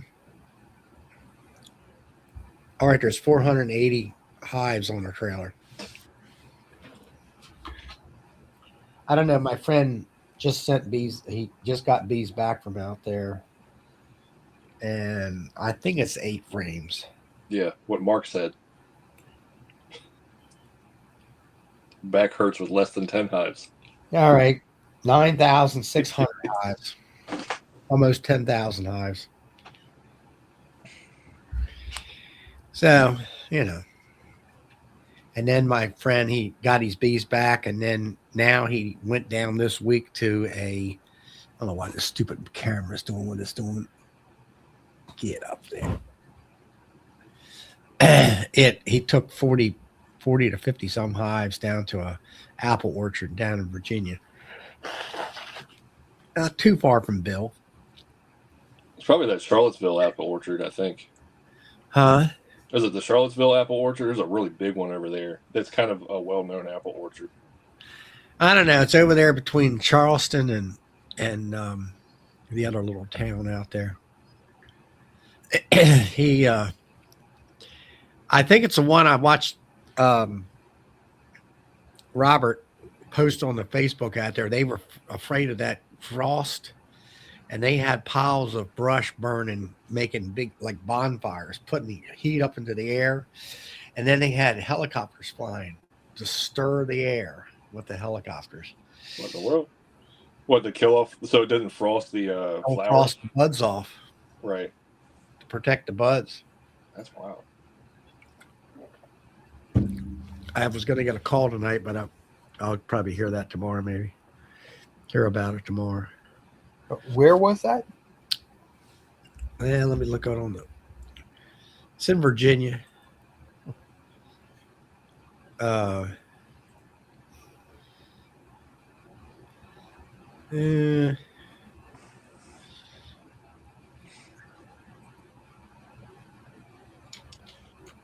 right, well, I'm going to hop off of here, and I'm going to find me something to eat and then go to bed. I'm a little tired. Working the bee yard all day. Me and my piddly 16 hives, We only got 5 minutes. Don't worry, you'll get there. Yeah, right. I'll be at 32 by the end of the year. So There you go. I'll catch y'all later. Have a good weekend, guys. Yeah, east of Martinsburg, West Virginia. So, all right. Good to see you, Dave. Thanks for coming in. It's amazing thinking that a helicopter is good farming equipment and actually makes sense. Like when I was a kid, they were $1,000 an hour. I have no idea what they're worth now.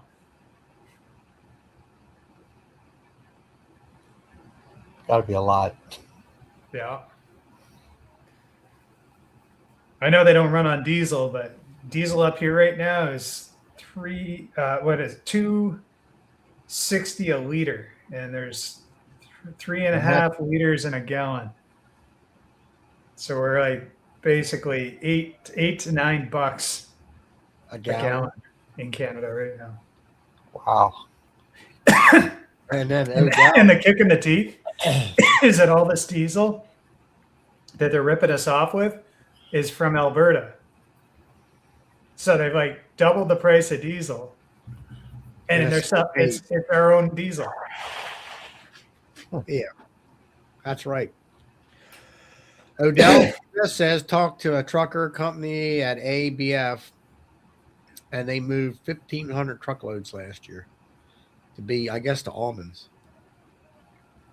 But it's about a million hives. I think they try to get to go out to California. I thought it was even more than that. But Could be. I know it's a lot. Yeah, how many beehives can you fit on a truck? 480. There you go. Last year was they were thinking they were going to be short, and I think they had 1.5 million. They didn't think that was going to be enough, but it worked out. It's a lot. I think that they have to have a certain amount of hives per acre to be able to get some kind of crop insurance. Yeah. Growers there. Yeah. It seems like a cool job security stuff for the beekeepers. Well, Sarah, I don't know about price globally. I think it's more or less rigged globally, as far as I'm concerned. Yeah, I was going to say, yeah, you're right, Sarah, but it shouldn't be. Well, it used to be gasoline or fuel, I'll say in general, was stable, but it never was on the stock market. Mhm. and then they put it on the stock market, and now you're fluctuating up and down. all over the place. You know, if it was anything else, it'd be considered price fixing. Yeah. Political pricing. I agree with that, Mark. Um, yeah, it's just like here, there's rural farm stores. And I tell people, I says, a pack of cigarettes is priced by the government. And what do you mean? Look up on the sign. It says cheapest price allowable by law. So that means the government has fixed the price of cigarettes. You know, not that I care because I don't smoke anyway. Aren't cigarettes one of those things that majority of it is tax? Yeah. Yeah, there's tax too, but you can't.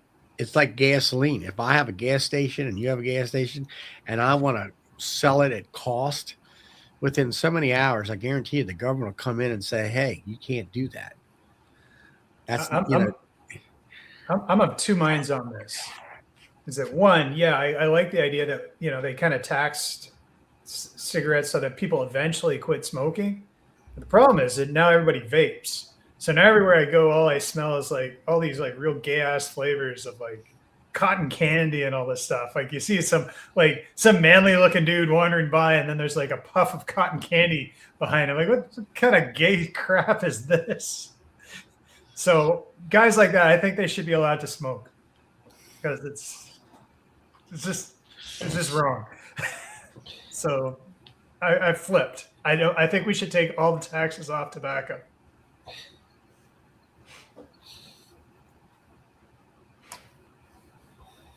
Yeah.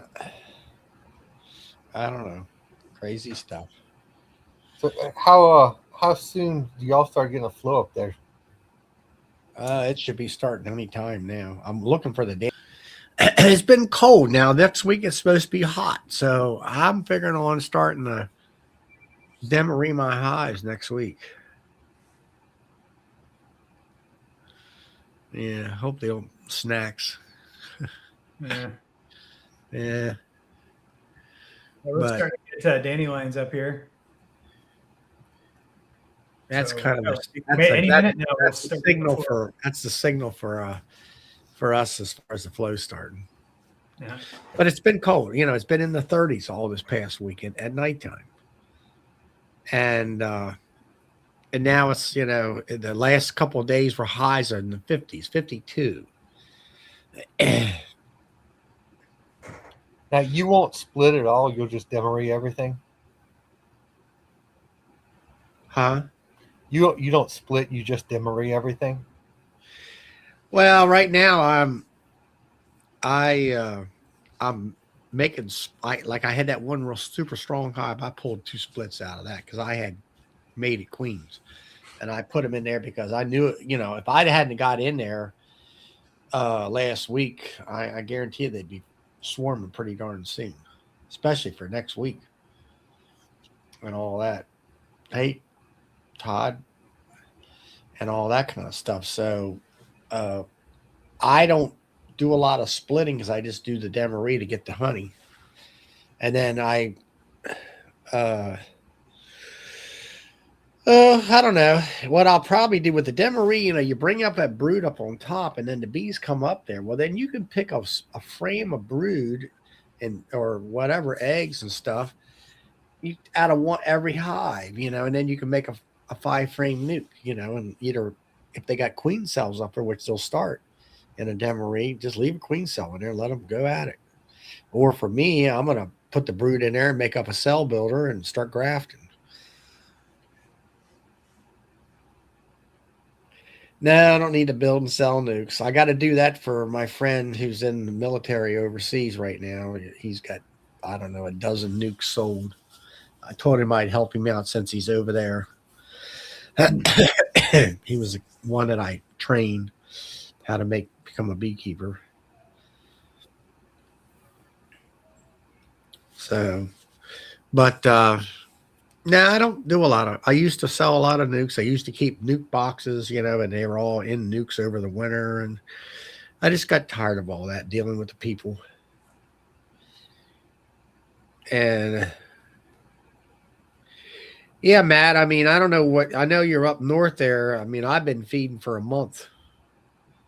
And if you need any hive alive, everybody here on the chat, Sawmill 10's my promo code. You can get 10% knocked off of any hive alive product. And all. I don't know why that's Sawmill 10 because I didn't put that in there. I wonder if that's that Darren AI crap. I don't like that stuff. I didn't. Look at you chilling. Good for you. I've been feeding. I'm just basically done feeding now. I'm just trying to get my hives. There's some of them that, the queens that I had, it wasn't much good. And I've been requeening.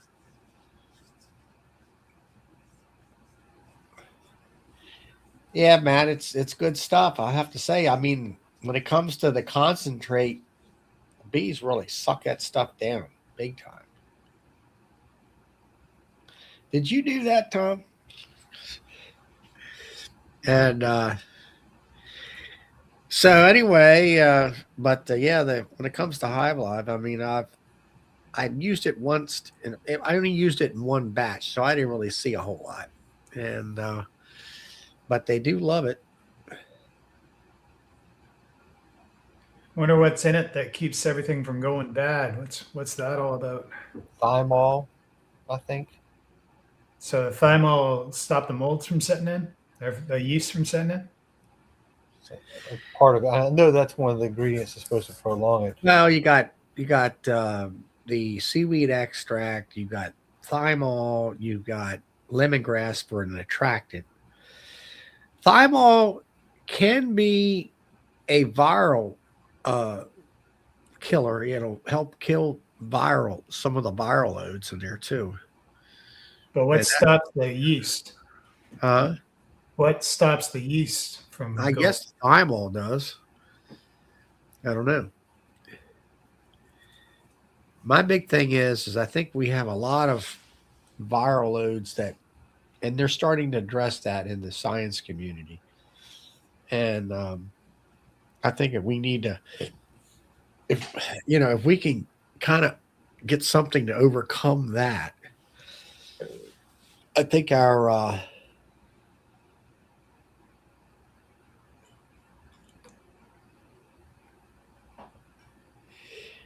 right, Charlie, get the bee bites people to offer. Yeah, the bee bites are good too. I've been feeding them, and they eat them up. I mean, pollen patties are one thing. That's pretty much over for me. The pollen's coming in. As soon as that happens, the bees are going to turn their nose up at any pollen patty that you have. The bee bites, they seem to like that.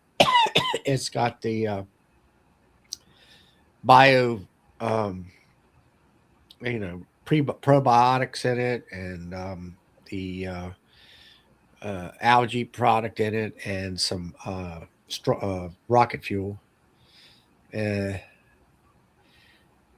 Yeah, Eric says my new bees demolished the bee bites. Yeah, they'll eat them up. I have to say that much. You put take a pound patty and cut that thing in half and put it in there.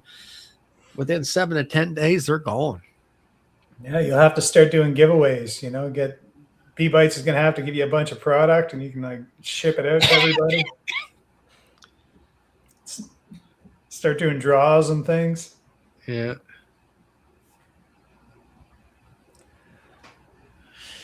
Let's see. Sova, the owner is coming. Okay. That's from the bee bites are actually out of strong microbials. I've been using that. I've been using the Super DFM. Just trying a lot of different things this year. And bee bites seem to be good. Super DFM seems to work. I mean, I'm and all that.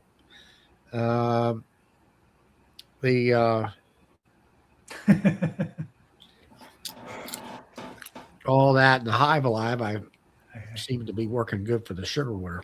I couldn't do that. I don't want to upsell Sawmill.